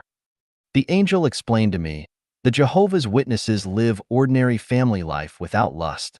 They don't engage too much in the worldly grudges and concentrate on the pursuit of the future grace. This is the wise life with the behavior of the spiritual nature." The Buddhists and Taoists refining themselves in the temples also pursue the highest spiritual nature at the lowest demand. They have seen through the vanity of the world and desire the Buddha state. This is also the wise life with the behavior of the spiritual nature. And the Muslims and Christians tolerate the dissidents and behave modestly. This is also the wise life with the behavior of the spiritual nature. Then what about the other people? Does it mean only those who believe the religions can live the wise life with behaviors of spiritual nature? I continued to ask. The angel answered, "To live the wise life with behaviors with spiritual nature, the people don't have to believe or join a religion. Those who become religion believers want to listen to the teachings, get into a proper environment, and strengthen belief through some rituals. If they have strong beliefs, they don't have to be confined by the rituals. Indeed, those who will become celestial beings might not think so in their mind, and those with the highest wisdom are often not the religion believers. Do the kings, emperors, ministers, heroes, great people, the rich, the dignitaries, the specialists and scholars in the mortal world live the wise life with the behaviors of spiritual nature? It depends on their heart and behaviors. In general, those who pursue the worldly fame, wealth, position, and welfare are not living the wise life with behavior of spiritual nature. The more they have gained in the mortal world, the less they will reserve in the celestial world, and less probable they will enter the celestial world. What about the common people? Most common people have no time to consider the deep life meaning because they are busy making a living. So their time is engaged in handling the daily affairs. Strictly speaking, their life is no different from that of the busy worms. Due to the shallow perception, it is difficult for them to establish the firm belief. Only a few common people know how to follow their nature, lead a natural life, and keep their mind at peace. If they can be educated properly, they can also live wise life with behavior of spiritual nature. Before I continued my question, the angel said, "You have stayed here too long. I can't explain too much, otherwise I will violate the heaven laws. Please, this is my last question. Can we see the celestial world from the mortal world?" The angel answered, "In general, you can't see the celestial world from the mortal world. Only a few designated people can see it. That's the mirage seen by the people in the mortal world." After that, I made rush visit to the 1,000-year world, 10,000-year world, and the Elysium world. In the Elysium world, I visited the cathode black hole body, the heaven world, the zero world, and holographic order world. Upon arriving at the 7th door, the angel pushed me into the door before I knew it. I felt faint and dropped into a black hole with my head down. Gradually, I lost my perception and memory. Moon Temple Continent. This is where the celestial beings listen to the teachings by the Allah, ancestor of the Buddha and Yahweh. God's continent. This is where the God of the celestial world arranges the events for the celestial beings, Buddha. Supreme Authentic Wisdom Continent. This is where the apprentices of the ancestor of Buddha with the highest Buddha nature live. Apart from the above-mentioned 1,000-year world, 10,000-year world, the Elysium world, and Flaming Layer, Frozen Layer, Hell world, Plant world, Animal world, and Livestock world, the other worlds include Holographic Order world. It refers to the protective outer layer of the Earth universe, just like the eggshell. It seems that it is composed of the high-energy cloud cluster. In the chaos world, once you have understood it, the thinking can enter the state of chaotic thinking, and you can have full perception of complete freedom and the God. At that time, everything you do is right, even if you kill hundreds of people because you have been integrated with Tao. The zero world. It is where the Allah, ancestor of the Buddha and Yahweh stays. The heaven world. It is the core of the Earth universe and where the God moves about administering the universe. The cathode black hole body. It is the planet with the highest energy in the universe and where the gods violating the heaven laws are imprisoned. The anode black hole body. It is the womb of the females or women. The dream world. It is the negative space entered by the spiritual nature of the life in the subconsciousness. It is the vast space without the existence of time-space. The space reflects the history and current situation of the dreamers. In fact, it mainly reflects the future of the dreamer in metaphors instead of directly. Sometimes the reflection is reverse. All life will have dreams, not only the humans, but also the animals, plants, and celestial beings. The insect world, the world of the insects.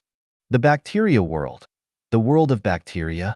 The landscape and climate world, the space where the mountains, stones, rivers, and weathers operate.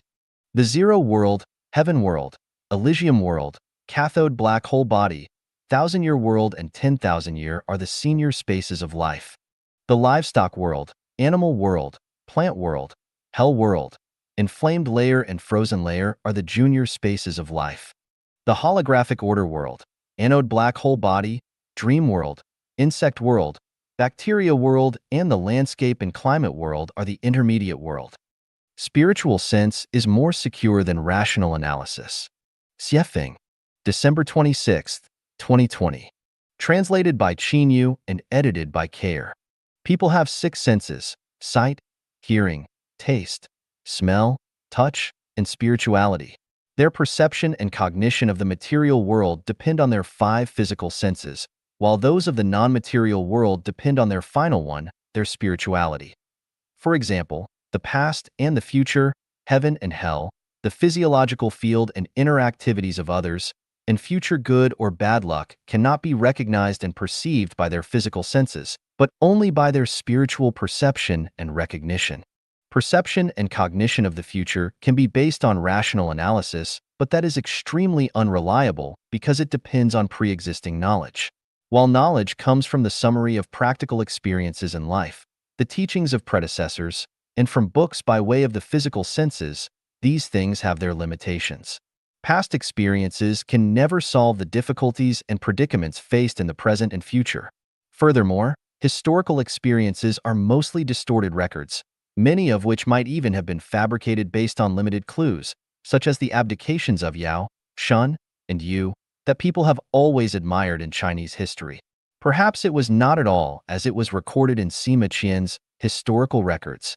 It is useless to use unreliable knowledge and experiences to analyze and speculate on future scenarios, and the conclusions drawn by logical inferences from questionable things must also be considered unreliable.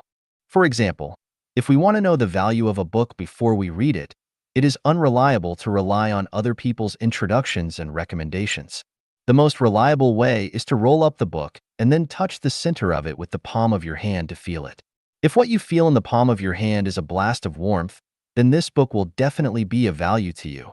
But if you feel a current of cold air, then it will not be. Not only is it worthless, but it might also be harmful. Spiritual perception is like testing the value of something with the palm of your hand against a closed book. This method is simple and effective because the palm of your hand will not deceive you, whereas other people's introductions and recommendations can and may. The same is true when dealing with people. For example, if someone wants to add you to their social media contacts, then his or her first sentence, their small picture or video, or an article sent by them will tell you everything that you need to know. This depends on your spiritual sense. If you feel comfortable and refreshed, then you should approve this person. But if you feel uncomfortable and unpleasant, or dark and dim, then they should probably be denied. When dealing with people, it is best to capture their first telepathy. If you feel good, then you should associate with them.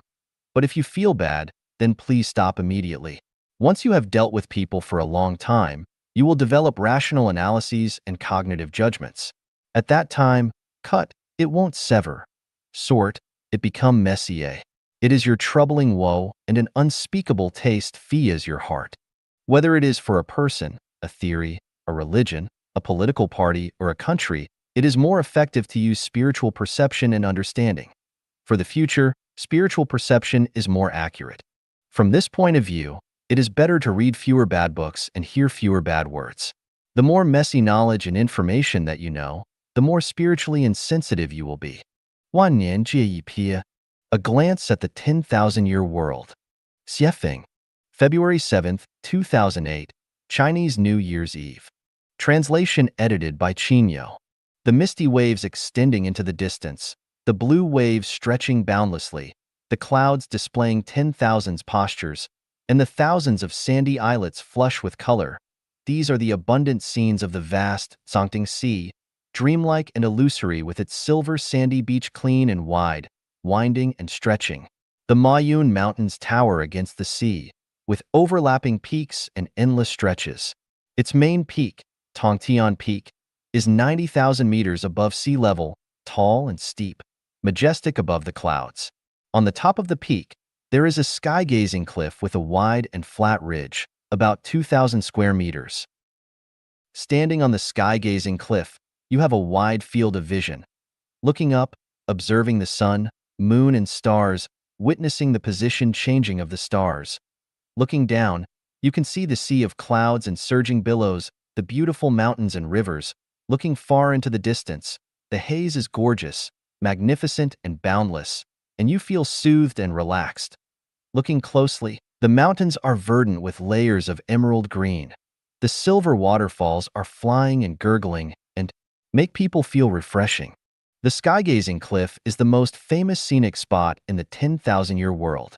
Celestials with profound cultivation bases often fly here to absorb the essence of heaven and earth. They cultivate their sentiments, discuss sutra and Tao, and learn from others' strong points. Of the 100 million celestials in the 10,000-year world, only 8,000 of them can reach this place. The rest all cannot. Why? Because to get here you must rely on flying, and climbing is impossible, because there are no branches to climb and no roads to go. Celestials who arrive in the 10,000-year world for the first time do not have the ability to fly and must walk on the ground. Only after about 10,000 years of self-improvement can they fly 3 feet above the ground, and only after 20,000 years of self-cultivation can they fly above the lofty mountains and high ranges. To fly at an altitude of 80,000 meters requires 30,000 years of self-cultivation. Zigue, Danjing, Biyao, Xiaoxia, Hanliang, Sangqing, Yishi, and Qintong are the 8 celestials who reside in Foaming Ridge of the Hualing Mountains. The ridge is 30,000 kilometers away from Tongtian Peak. Today, all 8 celestials have cultivated their ability to fly up to 80,000 meters high. They exchanged smiles and then they soared into the sky, gradually rising to 10,000 meters in the air. They then flew along the Hualing Mountains. The mountains slid away behind them, and the winding rivers disappeared one by one. Layers and lumps of clouds and mists receded one after another. The feeling of flying is so wonderful and comfortable, breaking through the 3-dimensional time and space and entering the 4-dimensional time and space feels like breaking free from a cage and being free and graceful. Words fail to capture the experience. Zigue exclaimed, 10,000 years within the cocoon, transforming flesh and bone, and once emerged as a butterfly soaring high. Without the connection with the divine, akin to double wings, how could we ride the rainbow today? Biyao echoed. After countless body training sessions, my spirit becomes awakened. Through spiritual cultivation, I am able to absorb invisible energy. Embryonic breathing is activated, revealing itself as a mystical power bestowed by the greatest creator. Han Liang also felt an urge and said, for 30,000 years of building the foundation, refining the essence, transforming qi and the spirit, perfecting the structure to be in one with the Tao, begin realizing how profound Tao is. After flying for about 10,000 kilometers, the Hualing Mountains finally vanished behind them, and an endless vast grassland lay ahead. This is the most famous Marj Sangqing grassland in the 10,000-year world. Here, horses gallop, herds of deer relax, antelopes frisk, bison gallop, zebras play, camels lie idly, goshawks circle vigorously, gulls spread their wings freely, cranes and storks pose grandly, skylarks sing and dance, trumpet vines bloom all over the field, and meadow lilies, the landscape like stars. Red, orange, Yellow, green, blue, indigo, and violet blend together, resembling colorful pearls embedded in the green grassland. The blue sky, clean air, gentle breeze, and warm sunshine create a poetic and vibrant scene. Danjing was so happy she lost track of time. She let go of her voice and sang, "Beautiful Marge Sangchin, you are the garden of life. You are like a charming fairy. Make me look forward to for so long, wandering on your vast chest, bathed in the flowery scenery of love. I want to throw myself into your arms and suck the fragrance of your tenderness to my heart's content." Listening to the song of Danjing, everyone couldn't help but land on the grassland. The four female celestials Zigue, Biyao, Xiaoxia, and Ishi danced a rainbow dance on the green grass. The four female celestials are all about 1.76 meters tall, neither fat nor thin, with faces like peach blossoms, eyebrows like crescent moons, bright eyes and white teeth, cherry red lips, black hair like flowing clouds, heart-shaped chins, ruddy skin, long arms and legs, high breasts, waists like weeping willows, plump buttocks, and beautiful and curvy figures. While glancing, their eyes convey emotions and captivate the soul. While dancing, they are exceedingly charming and enchanting. Their supple bodies are like tender willow branches in spring. Their tenderness flows like waterfalls. They are over 30,000 years old but look like young girls in love. With profound Taoist cultivation, they behave like young maidens. Like buds just blooming, like flames burning, every movement is akin to goddesses scattering flowers, and their waist twists resemble dragons flying and phoenixes dancing. As the celestials of the 10,000-year world are all naked, their dance postures are particularly captivating, leaving endless afterthoughts, and every posture emits energy, presenting the delightful serenity of seclusion. The four male celestials, Danjing, Hanliang, Sangqing, and Qiantong, gradually enter the wonderland while admiring the dance, kneeling on the ground and shedding tears of gratitude, as if riding the clouds and fog to the palace of bliss, or like a quiet and cold pool, motionless, with strands of energy swirling in their bodies. Waves of joy overwhelm every cell, beyond words. "Come and chase me. Come and catch me." A clear and melodious shout and the subsequent laughter resounded on the grassland from far to near. Zigue and others stopped dancing and shaded their eyes with their hands and saw 6 beams of white light on the horizon in the distance, approaching like lightning. Han Liang opened his throat and made a trumpet shape with his hands and shouted, "Hey, please come here." Suddenly 6 beams of white light flew to them. It turned out to be 2 female celestials and 4 male celestials. The leading one was a female celestial named Saying, followed by Dama, Sola, Jeffon, Naji, and Sijia. When seeing the 8 celestials such as Zigue and others, Saying was overjoyed. She circled around the 8 celestials like a whirlwind, giggling and asking, "Who are you? How did you come to this Marge Sangqing grassland?" Zigue took the lead in responding, "We come from Foaming Ridge of Hualing Mountain and are heading to Tongtian Peak of Mayan Mountain.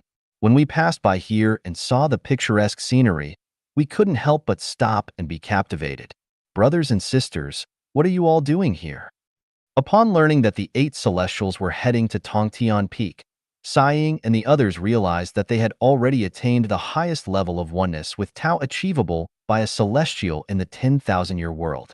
A good karma was hard to find. Naji replied promptly, "We are 6 celestials from the Taiji Palace in Shaoxiang Ridge, Tiandan Mountain, which is 200 miles away from here at the end of the grassland. Today we came out to practice flying on the grasslands. Currently, we can only fly 8 feet above the ground. We are fortunate to meet esteemed celestials like you today. We hope you will stay at the Taiji Palace for a few days and impart your celestial teachings to us." As soon as Saying finished speaking, she grabbed Zigue's hand and exclaimed, "You must come with us. You must." Zigue cast a loving glance at everyone and had already ascended 8 feet into the air, flying forward arm in arm with Saying. The rest of the celestials joyfully took flight and followed suit.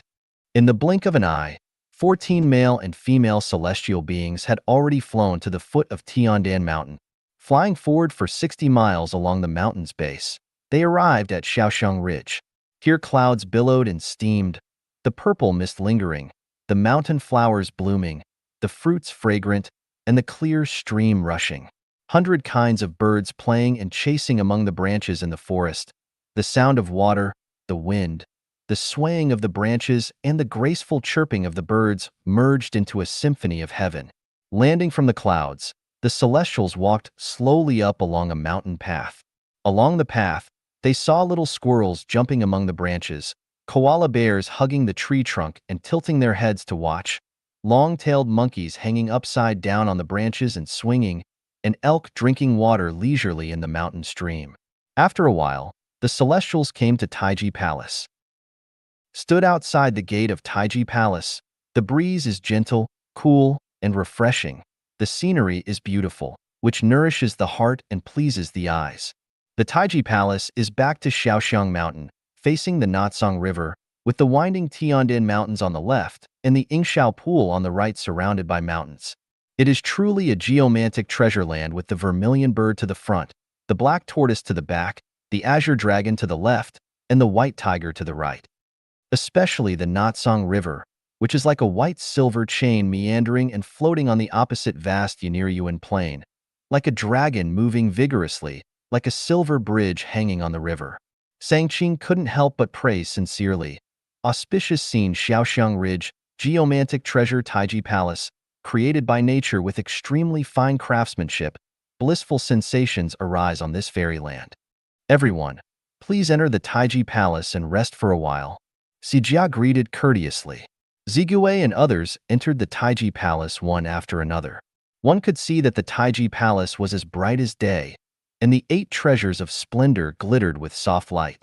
There were 8 cushions in the center of the palace, which were placed according to the 8 directions of Qian, Kuan, Sun, Dui, Jin, Zhan, Li, Can, which are not only a place to rest, but also a place to practice.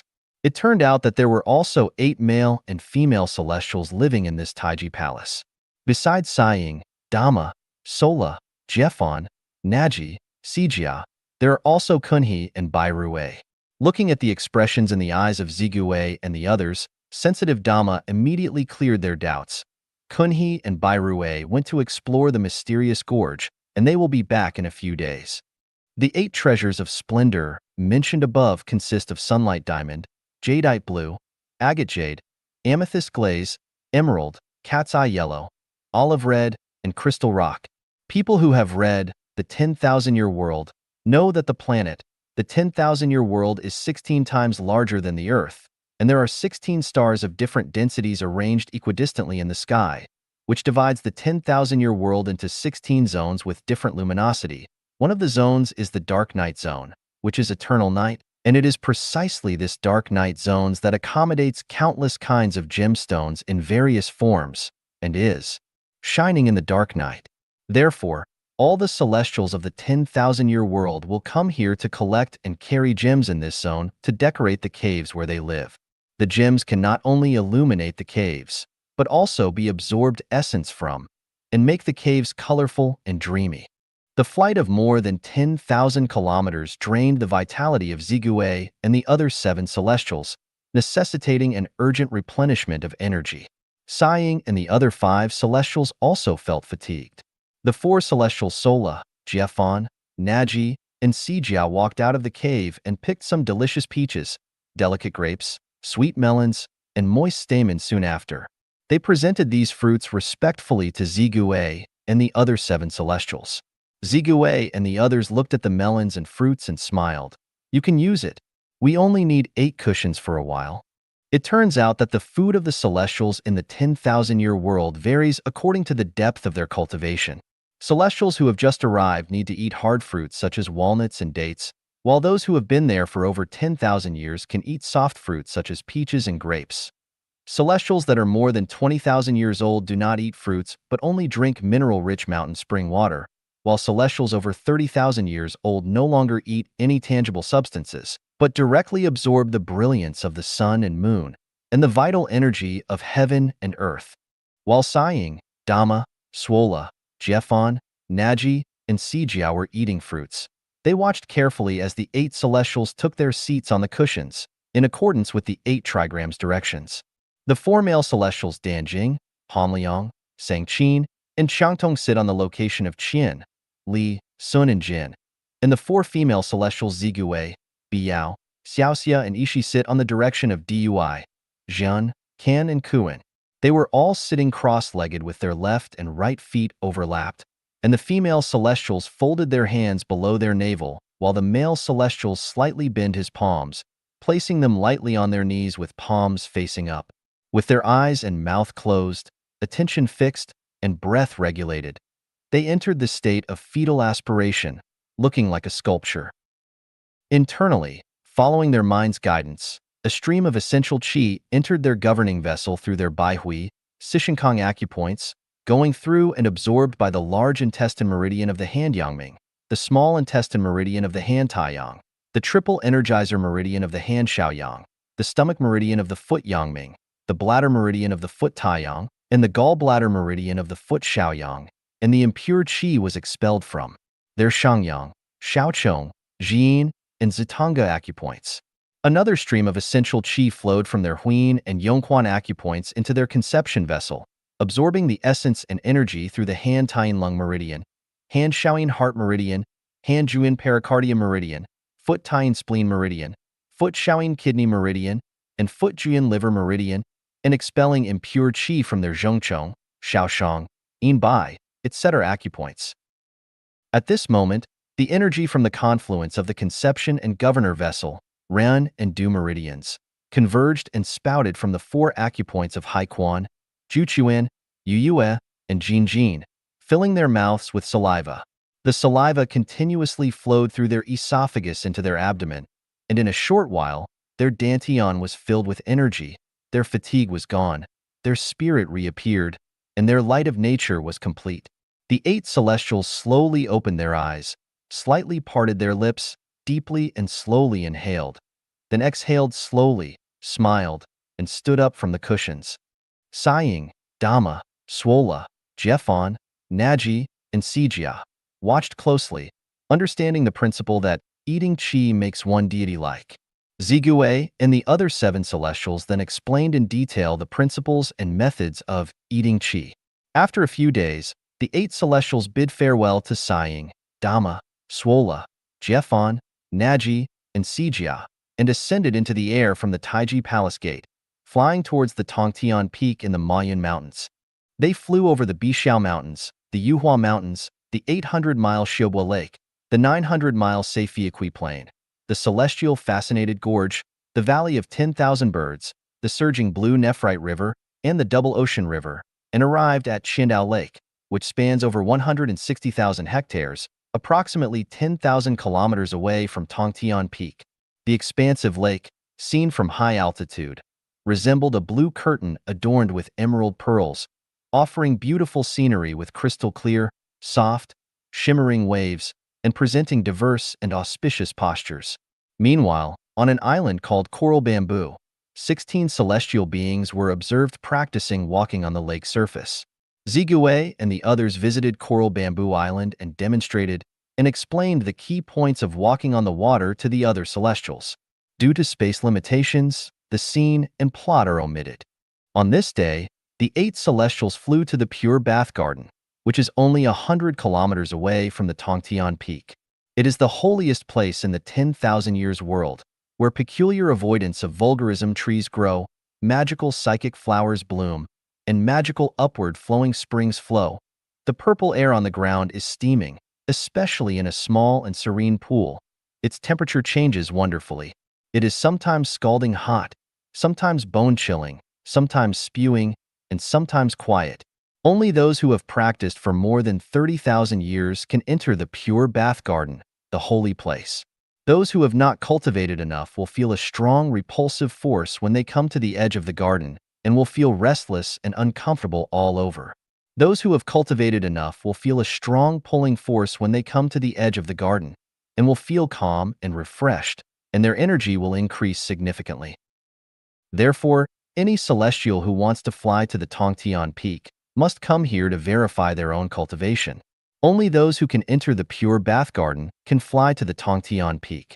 The 8 celestials came to the Pure Bath Garden, feeling completely relaxed and happy. They felt a pulling force on them and then smoothly entered it, details omitted. They bathed in the sacred pool, and after the bath, they thoroughly remolded and emitted an exotic fragrance.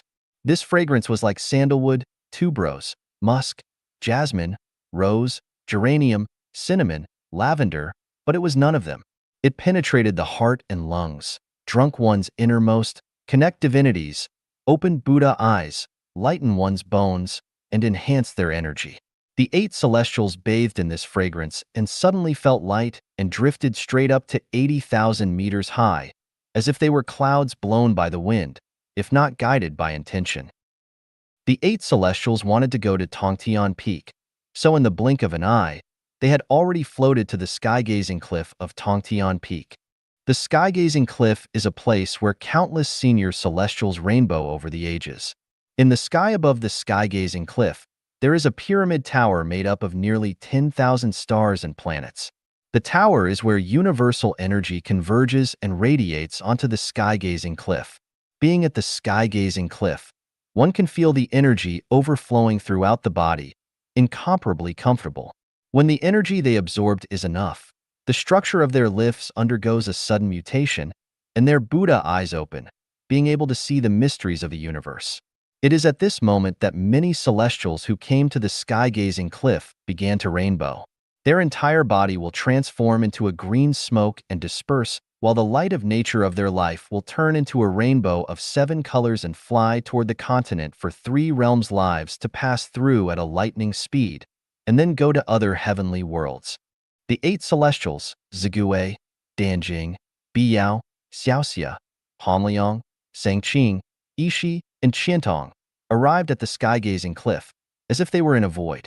They saw the blue waves of the Tsangting Sea are boundless and connecting the horizon, and the lofty Mayun mountain range extending far into the sky, and on the sky-gazing cliff, nearly 100 senior celestials had already arrived and were holding their breaths, concentrating, and receiving energy from the pyramid tower. Just as they were watching without knowing what to do, a celestial elder named Greeting Celestial appeared. He was specifically responsible for guiding the male and female celestials who flew to the sky-gazing cliff on how to absorb energy from the pyramid tower and then rainbow. The communication between the 8 celestials and the Greeting Celestial was not through language, but through symbols and telepathy, truly a same mind sensing each other. The 8 celestials quickly entered the state according to the guidance of the celestial elder. After an unknown amount of time, perhaps a moment, perhaps hundreds of years, when Danjing, Sangqing, and Ishi came back to their senses, Zigui, Biyao, Xiaoxia, Hanliang, and Qiantong had disappeared. It turned out that the 5 celestials had already rainbowed and disappeared without a trace, while the remaining 3 still needed to continue cultivating in the 10,000-year world for some time. They were not worried and, following the guidance of the celestial elder, they flew to the Fairy Garden Canyon, where the ginseng fruit grows. To find out whether Danjing, Sangqing, and Ishi ate the ginseng fruit in the Fairy Garden Canyon and how they continued to cultivate, especially the cultivation of male-female dual cultivation without physical contact, interested readers can refer to a second glance at the 10,000-year world. Note, the 1 day and time mentioned in this article are purely for the sake of convenience in narration. In reality, the 10,000-year world does not have such a time concept. Please understand. 千年界2 Another glance at the 1,000-year world. Xiefeng. January 18, 2010. Translation edited by Chinyo. Lush Highlands male celestial kin and female celestial meta came to Butterfly Peak of Lotus Mountain to live with 29 other celestials. This is a tradition that has formed in the 1,000-year world, with frequent personnel movement. The 1,000-year world is 10 times larger than the Earth, with nearly 2 million villages. The most populous village has about 300 people, while the least has nearly 30. The population of each village is not fixed but transient. In other words, after kin and meta came to Butterfly Peak, they would not return to Lush Highland, but instead stay to live on Butterfly Peak. Meanwhile, Hai and Hori, the 2 female celestials living on Butterfly Peak, have been there for more than 20 years. After having discussed with Ray, decided to go to 7 Fragrances Garden of Crane Ridge, on cloud-piercing mountain range, which is 150 kilometers away. The cloud-piercing mountain range is one of the 5 continuous mountain ranges in the Thousand-Year World, starting from the Silver Wave Sea, lake, and ending at the Bean River. It stretches for more than 80,000 kilometers, with the highest peak, Qingtian Peak, about 43,000 meters high. It is the highest peak in the Thousand-Year World. Crane Ridge is a mountain ridge in the middle of the cloud-piercing mountain range. On this ridge, peaks are layered and colored clouds swirl around them. The area covers more than 120 square kilometers, with mountains within mountains and peaks on top of peaks. It is tall and steep, with a variety of shapes, and the mist and clouds linger, creating endless charm. Crane Ridge is close to the vastest Yuetsong Lake in the Thousand-Year World. Cranes often gather here to eat and play before flying to Crane Ridge to roost. Therefore, this ridge is called Crane Ridge.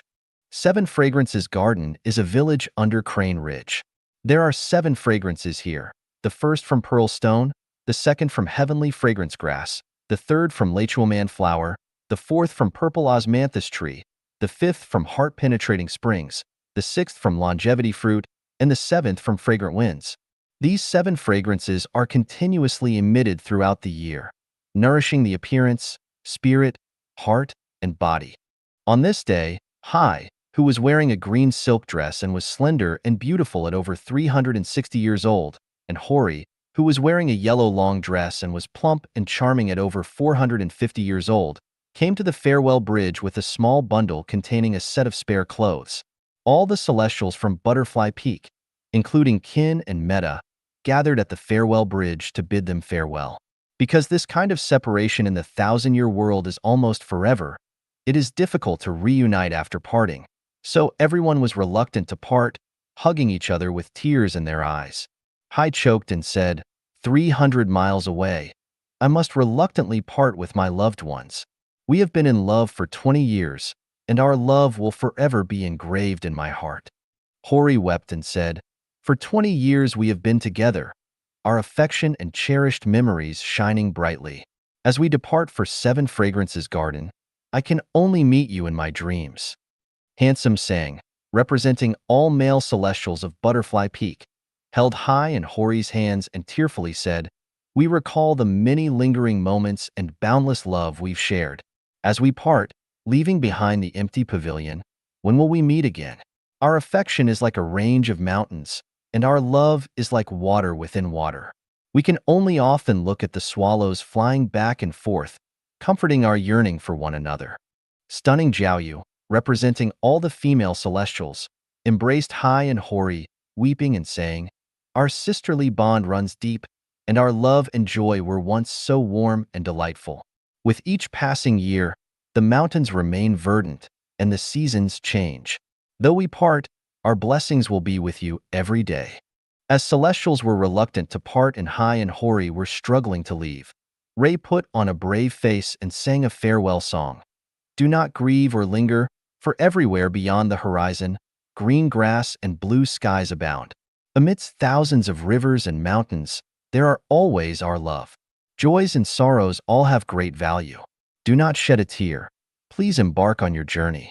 Your reputation precedes you throughout the world, and your loved ones from afar await your arrival. Do not miss out on the bright opportunities that lie ahead. After that, Ray gently pushed Hai and Hori forward, and the male and female celestials bid them farewell with tears in their eyes. Hai and Hori, with their eyes blurred with tears, turned back at every step, gradually becoming more and more distant. As Hai and Hori walked past the melon garden, over the stone bridge, through the meadow, up the fragrant grassy slope, and into the mulberry grove, they continued to wave goodbye. Until Hai and Hori's figures disappeared into the forest of mulberry trees, they just left the farewell bridge silently. This is exactly. Throughout history, the pain of separation has always been felt deeply by those in love, yet it is affection that brings both joy and sorrow. After traversing the mulberry forest, they reached an open field blanketed with low-lying flowers and grasses, resembling a grassland. The area was adorned with Stipa grandis, rhododendrons, boxwoods, sand junipers, prostrate junipers, forsythia, primroses, roses, brambles, jasmines, sand willows, yellow thorn plums, lilacs, flowering plums, cherry blossoms, Lamus chinensis, rough grass, fennel beans, wild peas, sea buckthorns, ice grass, buplurum, astragalus, wormwood, silver roses, thyme, pale purple delphiniums, bright red morning star lilies, clusters of pink phoenix hair, sand ginseng with funnel-like flowers, sword, leaved iris with small purple flowers, threadleaf coreopsis with small yellow flowers, and more, all in full bloom, delighting the eye and refreshing the soul. The anticipation of meeting nearly 300 male and female celestials at 7 Fragrances Garden swept away any lingering sadness from Hai and Hori's previous parting. They happily danced like two little girls or two large butterflies. They ran, twirled, shouted, and cheered, carrying their small bundles as they traversed the open field. After a while, they arrived at a small stream originating from Lotus Mountain. They followed the clear and flowing stream for about a whole day on Earth until they saw Grace River, which sparkled and flowed gently. The two celestials were a bit tired, so they sat on the green stones by the stream and rested for a while. After a short break, they felt a bit hungry, so they started looking for food around them. Near the stream, there was a sparse forest. When they came to the forest, they found several chestnut trees. The chestnuts were hanging from the branches. Many of the shells had cracked open, revealing the golden chestnuts inside. They were easy to pick, and the two celestials peeled and ate more than 10 of them, feeling slightly full. After quenching their thirst by cupping their hands to drink water from the stream, they felt refreshed and continued their journey forward. Here, I need to mention that when Hai and Hori departed from Butterfly Peak, they didn't bring anything with them except for a set of clean clothes. Why? Because there was food everywhere in the thousand-year world. Fruits produced by plants were abundant and could be found everywhere. 8 treasure ginseng, flower bud milk fruit, drunken heart leaves, sand lotus, and 3 fairy melons. Because the food was abundant in the thousand-year world and the ripening period of the fruits was long. For example, if peaches on Earth were not picked or eaten within a few days after they were ripe, they would rot. However, the fruits in the thousand-year world would not rot for about half a year after they were ripe and would still be fresh. Therefore, there was abundant food everywhere in the thousand-year world, and one did not need to worry about not having anything to eat. 8 treasure ginseng, flower bud milk fruit, drunken heart leaves, sand lotus, and 3 fairy melons. Because the food was abundant in the thousand-year world and the ripening period of the fruits was long. For example, if peaches on Earth were not picked or eaten within a few days after they were ripe, they would rot. However, the fruits in the thousand-year world would not rot for about half a year after they were ripe and would still be fresh. Therefore, there was abundant food everywhere in the thousand-year world, and one did not need to worry about not having anything to eat. Furthermore, there are no carnivorous animals in the thousand-year world, such as tigers, leopards, jackals, or wolves. There are no crocodiles, poisonous snakes, spiders, scorpions, centipedes, mosquitoes, or flies that can harm people. Therefore, no matter where you live or go, it is very safe. Also, the thousand-year world is basically at a constant temperature, with no strong winds, heavy rain, or nighttime, so there is no need to prepare extra warm or cool clothing. Unexpectedly to humans on Earth, the celestial beings of the thousand-year world can go without sleep for 7 to 8 consecutive days when necessary. It's similar to some migratory birds on Earth like the Arctic tern, blackpoll warbler, European white stork, New Zealand long-tailed cuckoo, and the seagulls of the Isle of Man, who can fly continuously for several days without resting during their long-distance migration. The special climate, environment, diet, and lifestyle of the thousand-year world have created a unique physiological structure for the celestial beings, just like how women in the thousand-year world have their menstrual cycle every 3 to 4 months, Earth time, instead of once a month like on Earth. Therefore, Hai and Hori, on their way from Butterfly Peak to 7 Fragrances Garden, which is 150 kilometers away, did not need to stay at hotels or dine at restaurants along the way. Hai and Hori followed a stream and arrived at the Grace River because the stream flowed into it. The Grace River originates from the Kasirmaya Mountains, flows into the Ripple Lake, and has a total length of over 23,000 kilometers. It is wide and clear, with a gentle current. Hai said to Hori, "Sister, the terrain ahead seems rugged and difficult to walk on. Shall we take the water route? Hori readily agreed. Okay, my dear sister. So, the two celestials began to swim down the river. In the thousand-year world, there are 10 big rivers and numerous lakes and around 100,000 small rivers, so the male and female celestials all have been swimming since childhood and are all skilled swimmers. Their clothes are mainly made of silk, thin as cicada wings, so Hai and Hori didn't take off their clothes, only wrapped their small bundle around their waist, and entered the Grace River to drift downstream. It was like drifting clouds driven by the wind, and they felt as if they were being caressed by thousands of hands. The green hills on both sides raced behind them, and several rows of white egrets flew over their heads. The two celestials played in the water like fish, and in half a day, they had already swum out more than 30 miles. The red plateau was not far ahead, and Hai suggested, "Sister, let's get ashore and walk on the red plateau, and let's grab something to eat along the way." Hori happily agreed. "I'll do whatever my dear sister says." Two celestials landed on shore and wrung out the water from their bundles with their hands. They climbed up the red clay slope and reached the top of the hill, where they had a broad view of the wild and magnificent scenery.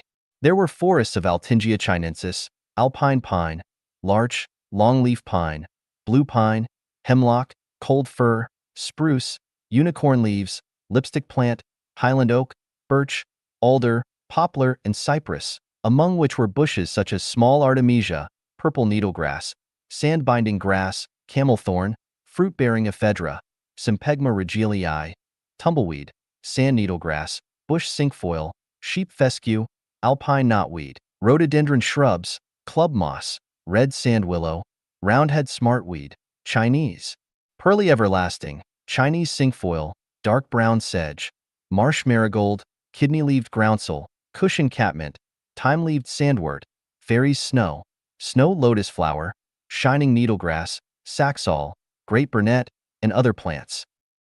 Pheasants, ring-necked pheasants, yellow pheasants, peacocks, chakar partridge, parrots, collared doves, quails, and other birds are running around among them. As they wandered through this diverse flora, they kept an eye out for raspberries and eventually found a few bright, translucent red fruits. They stood next to the small bush and picked and ate them. After finishing, they continued their winding journey through the sparsely wooded mountain slope. Unaware of how long they had been walking, they eventually crossed the red plateau and entered the Sangnagir grassland. The Sangnagir grassland was vast, covering an area of more than 200 square kilometers. After crossing the grassland and a canyon, they were close to Crane Ridge, which was equivalent to arriving at Seven Fragrances Garden. Hori said, "Sister, I'm a little tired. Let's rest here for a while," looking a little exhausted. "Okay, let me hold you and lie down for a while," replied Hai. The two celestial sisters lay down on the soft grassland, and Hori snuggled up to Hai, facing each other. After a while, they fell asleep. Clip-clop. The sound of horse hooves approached closer and closer. Hai and Hori woke up at the same time, sat up, and looked around. They saw 4 horses galloping a few hundred meters away. One chestnut red, one black, one pure white, and one black and white. Each horse was ridden by a handsome man who was racing and chasing. Hai and Hori stood up quickly, waved their arms, and shouted, "Hey! Hey! Hey!" The horsemen heard the shouting and galloped towards Hai and Hori. They arrived in the blink of an eye and circled around Hai and Hori. Then, the 4 men dismounted, and one of them named Dayu eagerly asked, "Where are you two from? Where are you going? What are your names? Do you need our help?" Hai excitedly replied, "My name is Hai, and her name is Hori. We came from the Butterfly Peak and Lotus Mountain, and we are going to Seven Fragrances Garden. How about you? Where are you from?" One of the 4, Dayu, added, "We are from Seven Fragrances Garden. He is Raji, Gaxiu, Fubo, and I am Dayu. We are racing horses. Welcome to stay in Seven Fragrances Garden." Raji said, "Fubo and I will go and inform all the Celestials in Seven Fragrances Garden that you have arrived. Gaxiu and Dayu will take care of you too." After saying that, Raji and Fubo mounted their horses and galloped away in a flash. Everyone watched Raji and Fubo disappear, and the sharp-featured and well-built Dayu couldn't help but say to Hai and Hori, Welcome to Seven Fragrances Garden, two celestial sisters. I am Dayue, and I warmly welcome you. I would like to be a swift horse for you to ride, and a spring pool for you to bathe in. Gaxiu, with a handsome and graceful face, couldn't wait to flatter and said, "Brother is born for younger sister, and I will fulfill her every wish. From now on, we will gather at the Seven Fragrances Garden, and I will serve you under your skirt every day." Hai affectionately touched Gaxia's face and said with a smile, "The little baby is so obedient. After we arrive at the Seven Fragrances Garden, I will give you a chance every day to wash my fragrant feet." As she spoke, she laughed merrily. Hori asked Dayue with a smile, "Are you a good boy? If you are, then you can lie down and smell my feet under my skirt." Dayue immediately knelt in front of Hori and tried to smell her feet. Hori pulled him up and kissed his forehead affectionately and said, "You are really a good boy. From now on, sister will give you a chance every day to wash my butt." She burst into laughter, and Gaxiu and Dayue also joined in laughter. Their relaxed and pleasant laughter echoed across the Sangnagir grassland. The sky and the earth were so vast and pure, and nature was so harmonious and auspicious. It was beautiful. Before Hori finished laughing, clever Dayue picked her up and placed her on the red horse. He handed her the reins and climbed onto the horse behind her. Gaxiu followed suit and lifted high onto the black horse. The four of them slowly rode towards the Seven Fragrances Garden. Colorful clouds float above Crane Ridge, and phoenixes grace the Seven Fragrances Garden. Auspiciousness permeates the celestial realm, promising everlasting happiness, sang Dayue energetically. Ascend into the vibrant clouds and behold, the thousand-year world, our homeland, lies all around. Graceful in body and mind, our souls soar freely. We offer thanks to heaven, earth, and the greatest creator, Hori sang in harmony. Clouds flying, water flowing, celestial cranes dancing, and flowers exuding fragrance. Brothers lead sisters back to their homeland, hearts and spirits intoxicated with joy. The melody of happiness resounds throughout the journey, Gaxiu sang along. Light steps, minds and bodies brimming with vitality. It's akin to a dream, entering a fantasy realm, where green mountains and clear waters harmonize, waves gently ripple, and mandarin ducks frolic. Every corner of the homeland teems with delight. Hai joined in the song. As they walked, conversed, and sang, they soon departed the Sangnagir grasslands, reaching the wind-singing canyon. Towering rocks and peaks adorned the canyon, while exotic flowers bloomed in profusion. Every breeze produced a melodious resonance, echoing through the valley. The winding path ahead was challenging, prompting Dayue's suggestion to let the horses run. Hori and Hai tightened their grips on the reins, urging the chestnut-red and black horses, resembling fairy tale creatures, to gallop. Dayue and Gaxiu embraced Hori and Hai tightly from behind. The rhythmic movement and the warmth of their embrace stirred a sense of relaxation and comfort, signaling the onset of estrus. Amidst this enchanting ambience reminiscent of an impending storm, the four celestials remained silent, not knowing how much time had passed until they emerged from the canyon, spotting a group of horses galloping toward them. It was Raji and Fubo, leading villagers from Seven Fragrances Garden to greet them. "Hey, we're here," Dayue shouted loudly, and the two horses carried the four celestials forward to meet the group of celestials. When they were still more than 100 meters away from the horse herd, Raji, who was sitting on a pure white horse, shouted loudly, "Everyone, line up to welcome them." The group of celestials shook their reins, and instantly more than 30 horses formed a line in a formation. The chestnut-red and black horses, with Dayue, Hori, and Gaxiu riding them, rushed to the front of the line. They lifted their hooves, approached, neighed a few times, and then stopped. It could be heard, the group of celestials shouting in unison, "Welcome the distant celestials to Seven Fragrances Garden." Hori and Hai, sitting on their horses, bent down and clasped fists to salute everyone, saying, "Thank you all for coming to meet us. We greet and salute all the brothers and sisters of Seven Fragrances Garden. Let's go," Raji shouted, leading the way towards Seven Fragrances Garden, and the others followed suit. The horses Hai and Hori rode were among the group, and everyone rode together in high spirits and excitement, arriving at Seven Fragrances Garden in no time. Seven Fragrances Garden is located at the foot of Crane Ridge in the cloud-piercing mountains. Nearly 300 celestial mansions were built along the mountainside, with peach and apricot fairy trees mixed in between, surrounded by exotic flowers and plants. The sunny and beautiful scenery is adorned with auspicious signs and a warm atmosphere brought by hundreds of birds. Everyone gathered around Hai and Hori and arrived at the welcome Celestial's Garden of Seven Fragrances Garden. They served up the delicious liquor-nourishing juice of the thousand-year world, picked the unique 8 treasures ginseng fruit and flower buds milk fruit of the thousand-year world. The respected Bajian of Seven Fragrances Garden welcomed them and said, "Thanks to the greatest creator for his kindness, and for bestowing the arrival of Hai and Hori at Seven Fragrances Garden.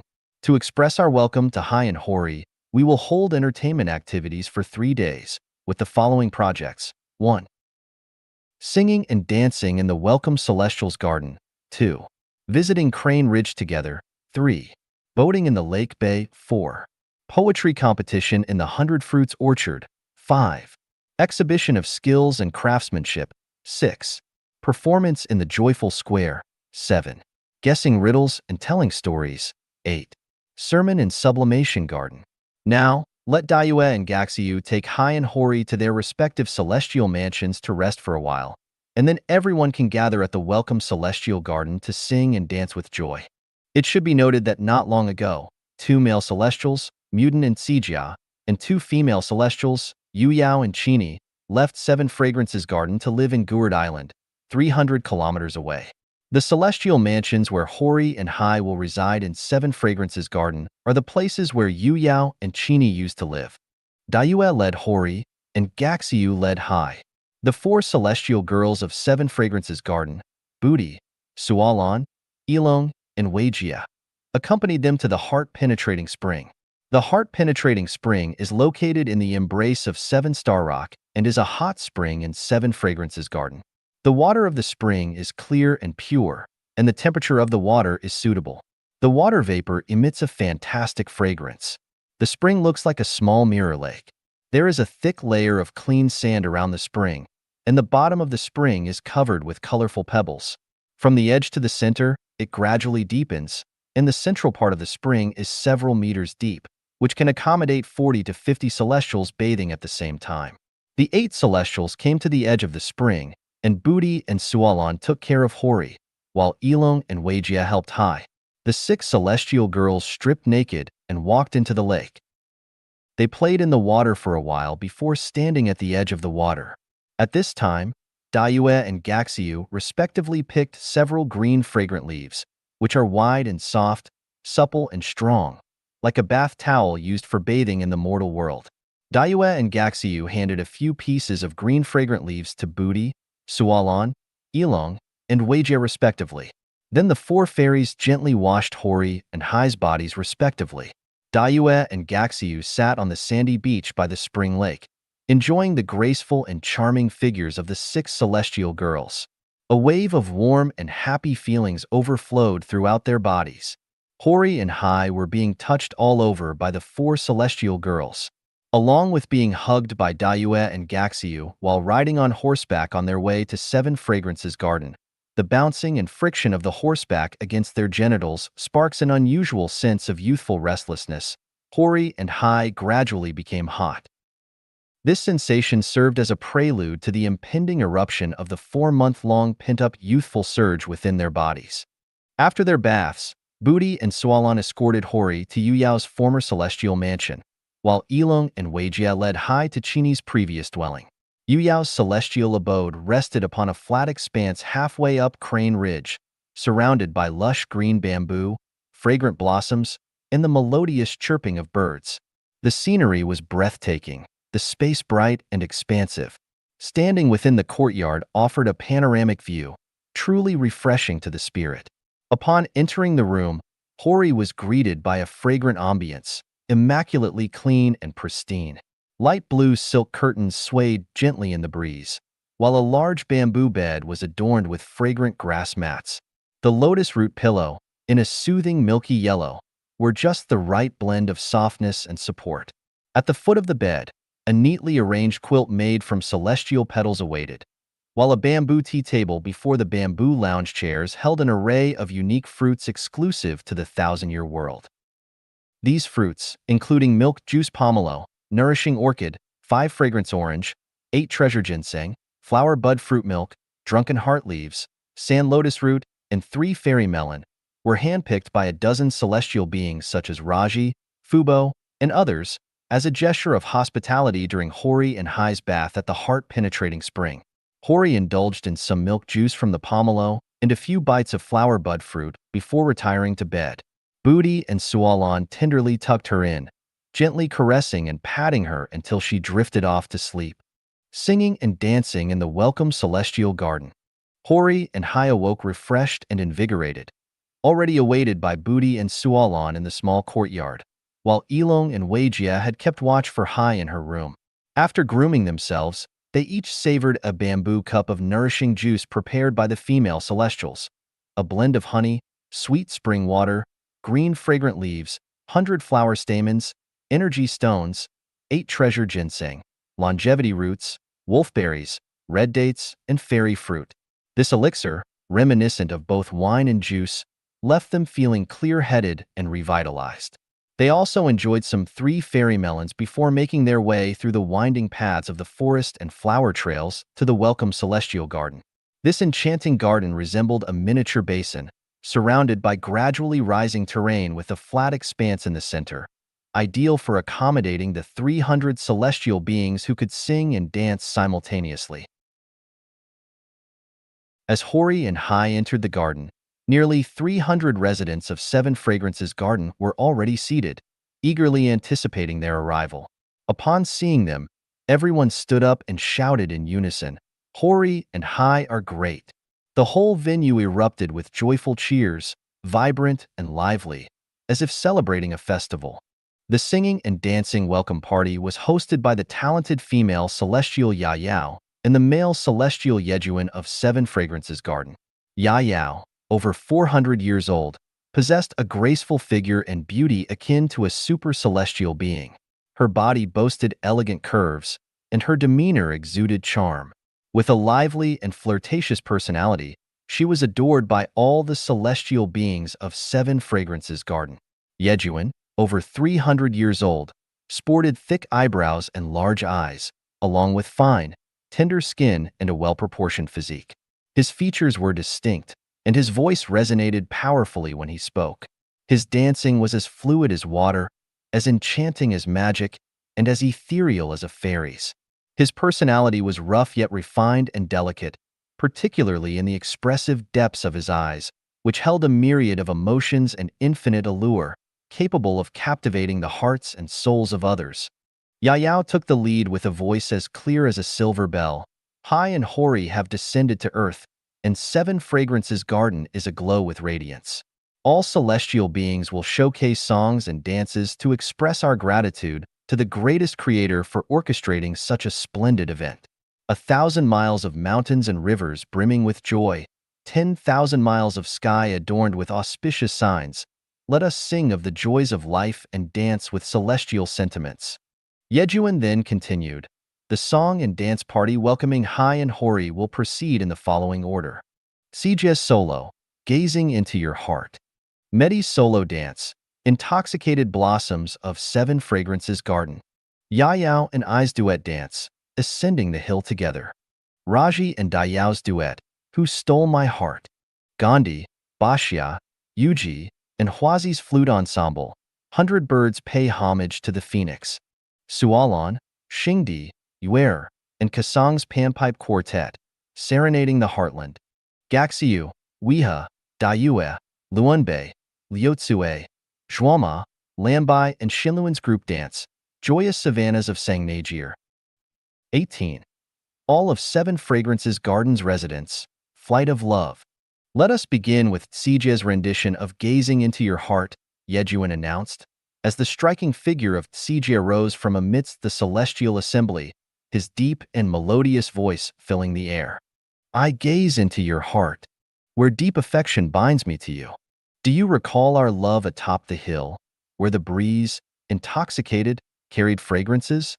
Violets bloomed in our midst, while flocks of cranes soared above.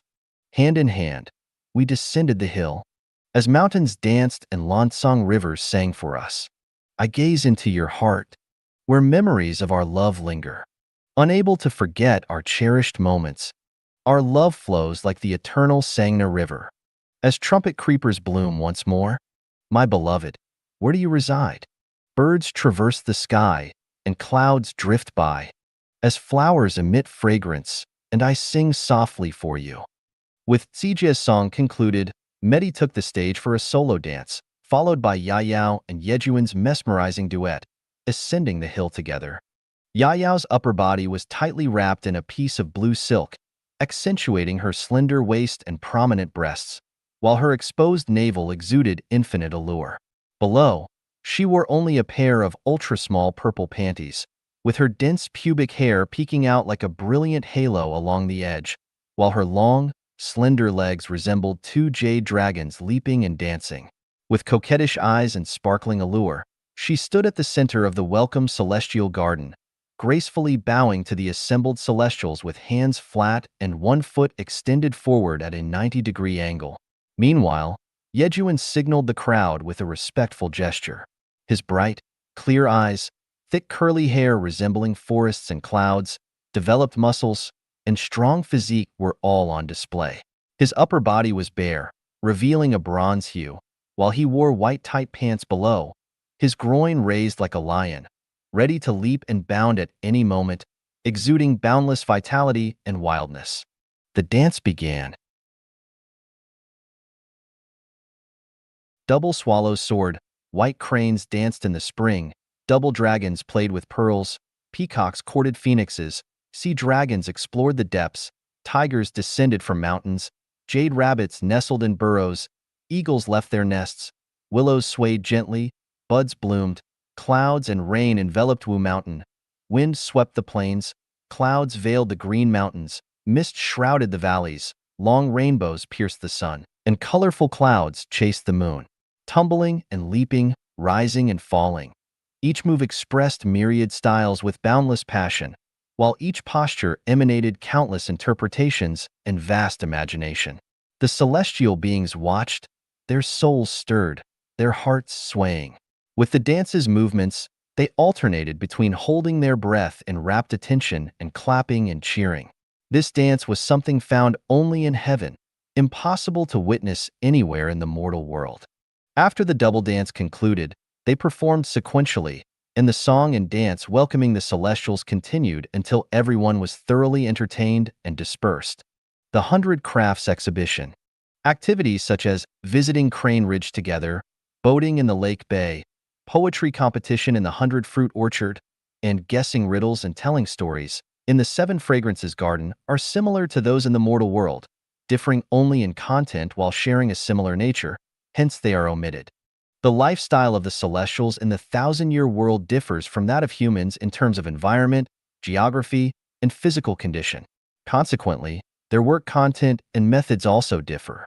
Presented here are some examples of their work content and methods. Respected Beijian in 7 Fragrances Garden arranged a series of welcome activities to greet Hai and Hori, one of which was the 100 Crafts exhibition. 100 Crafts refers to the demonstration of technical skills, and the workplace is where the labor is conducted. With nearly 300 celestials in 7 Fragrances Garden, the workplaces are dispersed. Thus, this activity is carried out separately. Let's examine a few scenes to understand what the celestials in the 1,000-year world are doing and how they go about it. Making needles. Celestials in the 1,000-year world also wear clothes. However, making clothes requires needles. In the absence of modern steel mills like on Earth, where do the needles come from? Celestial Sidwa in 7 Fragrances Garden specializes in making needles. Leading everyone to a hillside on Crane Ridge where more than 10 small needle grasses grow, Sidwa demonstrates the process. These small needle grasses are small shrubs with sparse needle prickles growing on their branches of varying lengths, which are very sharp and hard.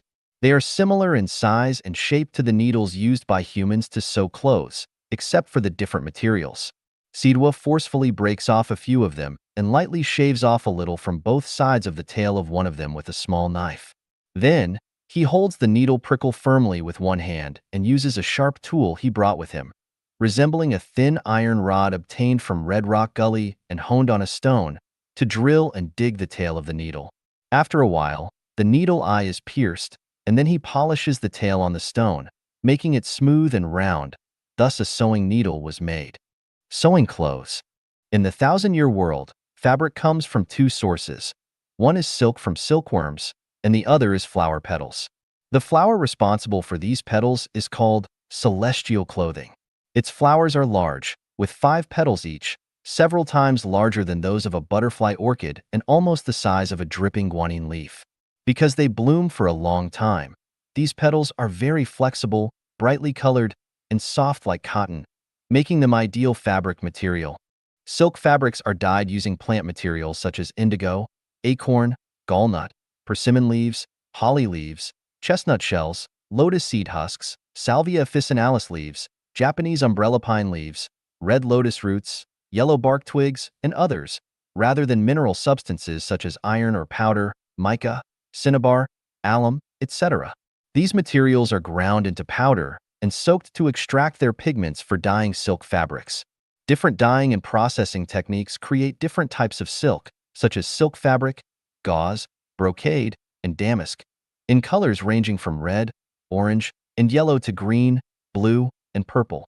There are many shades within each color family, with yellow alone having variations like goose yellow, chrysanthemum yellow, apricot yellow, egg yolk yellow, millet yellow, gold yellow, earth yellow, and brown tea, while green includes hues like emerald, bean green, leafy green, fruit green, and ink green. Lambai, Dayao, Muchin, and Sualon specialize in sewing clothes. Lambai uses celestial clothing flower petals and wooden scissors to cut each petal according to Hai's body shape. Dayao skillfully sews the petals together with a needle. With their expertise, they quickly complete a cream-colored skirt. Similarly, Muchin and Sualon sew an apricot-colored skirt for Hori using silk, making knives, axes, and saws. Some trees in the thousand-year world grow and decay quickly, their softwood being easily processed and useful for construction. Most houses are built using this type of wood. To shape this wood, no knives, axes, or saws are needed. Instead, the wood is shaped using ropes based on the principle of rubbing ropes against wooden boards will cut into them. Some wood is hard and requires knives, axes, or saws for processing. There are no steel mills, ironworks, or steel rolling mills in the thousand-year world. So where do they get knives, axes, and saws? Consciousness creates reality.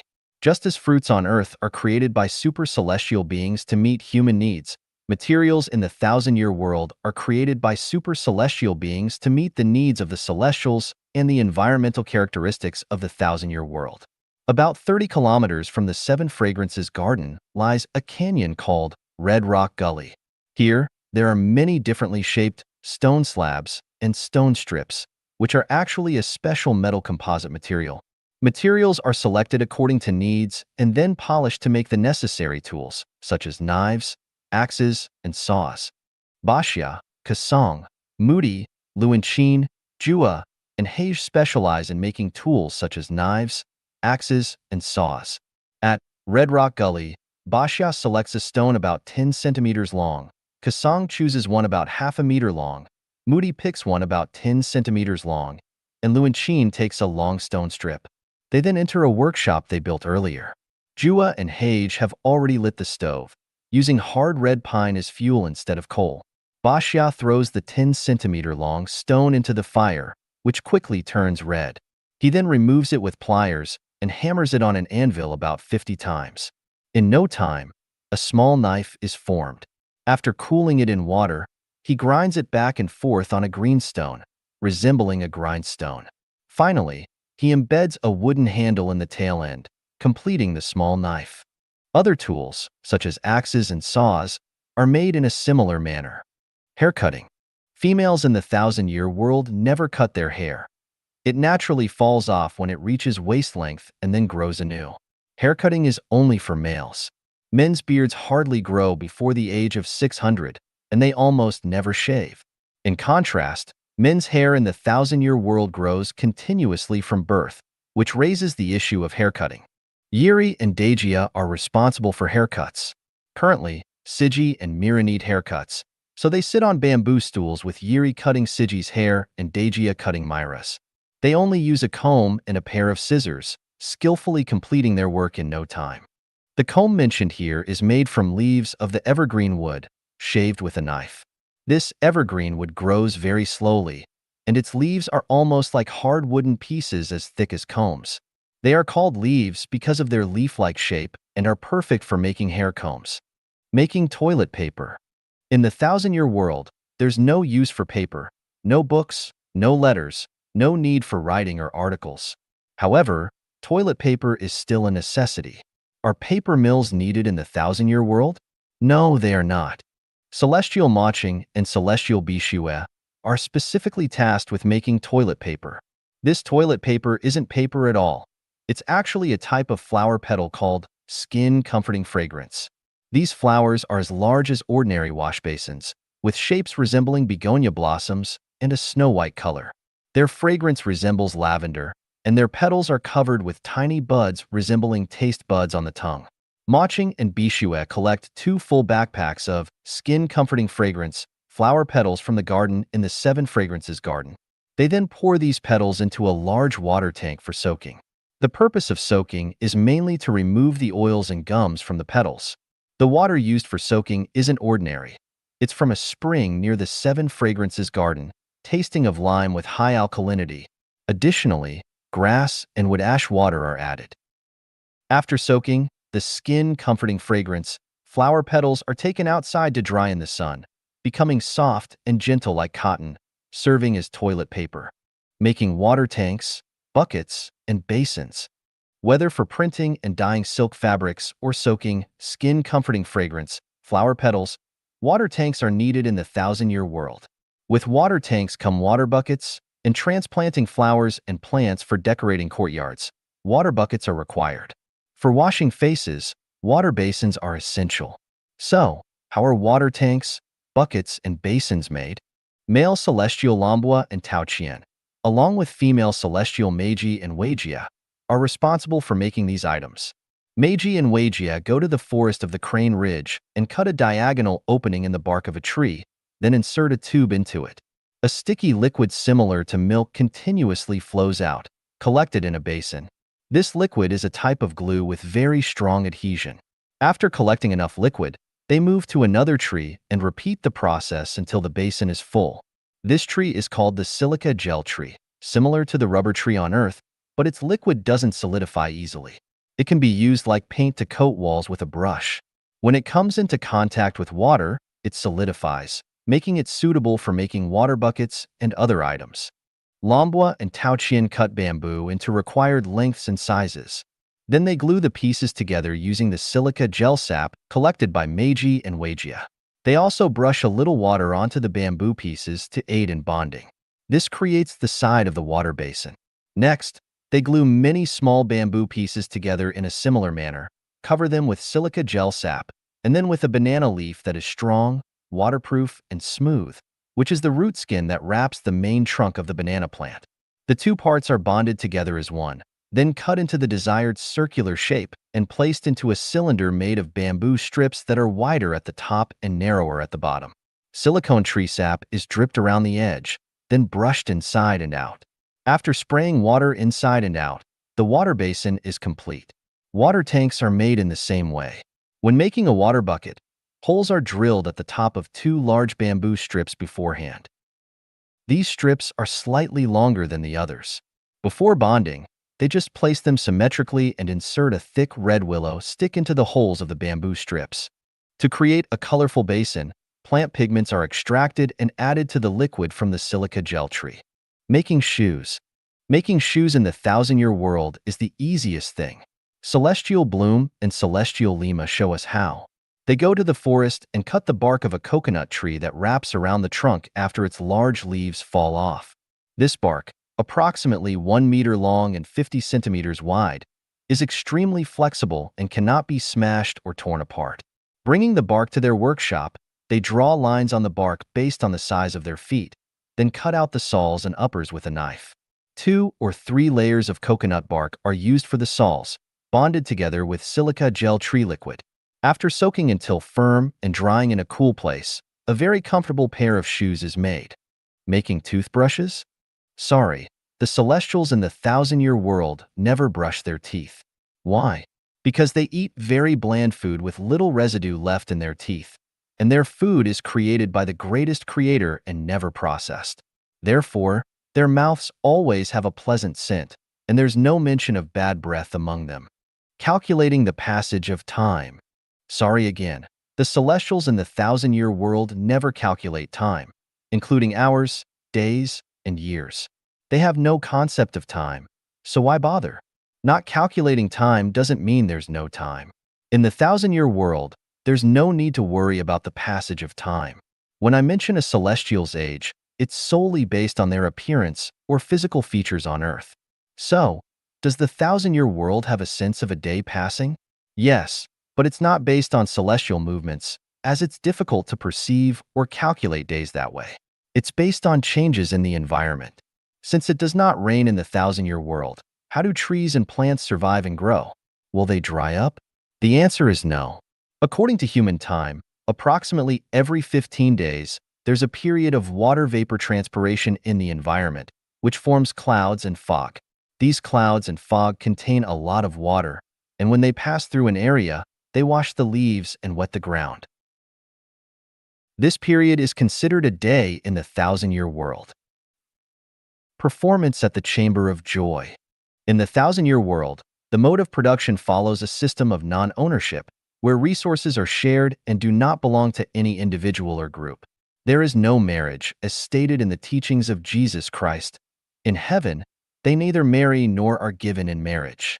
There is also no concept of romantic relationships or lovers due to the shared resources, which means there are no fixed partners for love or sexual relations. All relationships unfold naturally according to destiny. Because of the communal sharing of resources, there is neither private nor public ownership, but rather a system of non-ownership. Consequently, there is no concept of adultery, extramarital affairs, or rape among men and women. Moreover, all celestial beings in the thousand-year world possess exquisite and pure souls, and their words and actions always bring joy, happiness, freedom, and bliss to others. Everywhere is peaceful, warm, harmonious, and auspicious, with no issues of harm or conflict. The Chamber of Joy is a designated space for love, entertainment, romance, and sexual activities. In every village with around 100 celestial citizens, there is a dedicated Chamber of Joy.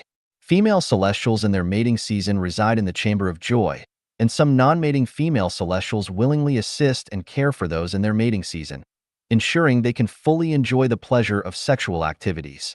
Any male celestial who wishes to engage in lovemaking and entertainment with a female celestial in her mating season is free to visit the Chamber of Joy and share in the delightful sexual experiences with the female celestials. The Chamber of Joy is regarded as a sacred haven, where sexual activities are viewed as sacred, noble, and pure. All celestial beings are entitled to enjoy the freedom and happiness of sexual activities, which is a shared value in the thousand-year world. Consequently, Chamber of Joys are typically built in the most beautiful and serene environments, with the best facilities available. Here, individuals can engage in lovemaking, play, entertainment, and self-expression free from interference, taboos, worries, or fears. After attending the song and dance welcoming the Celestials, Hori and Hai proceeded to watch the skills of the celestial beings at the 100 Craftsmen's Workshop. Following this, Hai was accompanied by Elong and Wagia, while Hoi in Seven Fragrances Garden is surrounded by water on 3 sides and backed by Crane Ridge. The emerald slope is adorned with exotic flowers and grasses, amidst which colorful flowers are interspersed. Beyond lies the continuous cloud-piercing mountains and towering Crane Ridge, with pleasant weather, tranquility, elegance, and the fragrance of flowers and birdsong in the air. The water surrounding the Chamber of Joy connects to Yuetsong Lake, clear and pure, with rippling waves. Waterfowl fly leisurely, fish swim freely. Along the lakeside, the willows droop gracefully, and the peach blossoms are hazy. Booty and Sualon held Hori's hands on either side as they approached the Chamber of Joy, resembling three young girls, lively and joyful. At the Chamber of Joy center of the Chamber of Joy was a garden filled with blooming flowers and fluttering butterflies. Behind it were several clusters of bamboo, swaying gently in the wind, with various small birds flying above, making nests and chirping pleasantly, making one feel happy and comfortable. A winding corridor made of various vines meandered through the secluded path, leading to over 10 independent bamboo houses hidden among the peach blossoms. Choosing a bamboo house at random, Hori entered and found it to be bright, fresh, spacious, elegant, clean, and fragrant with a hint of celestial aura. The floor was paved with small, transparent, colorful pebbles the size of beans.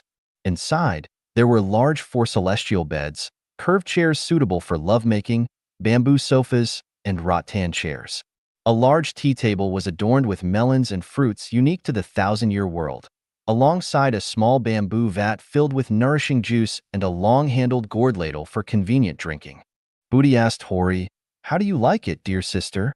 Hori kissed Booty's face affectionately and then embraced Sualon tightly, expressing her gratitude. "A thousand thanks in my heart. Life is like a blooming flower. Even if I were to transform into countless billions of myself, it is difficult to express my gratitude.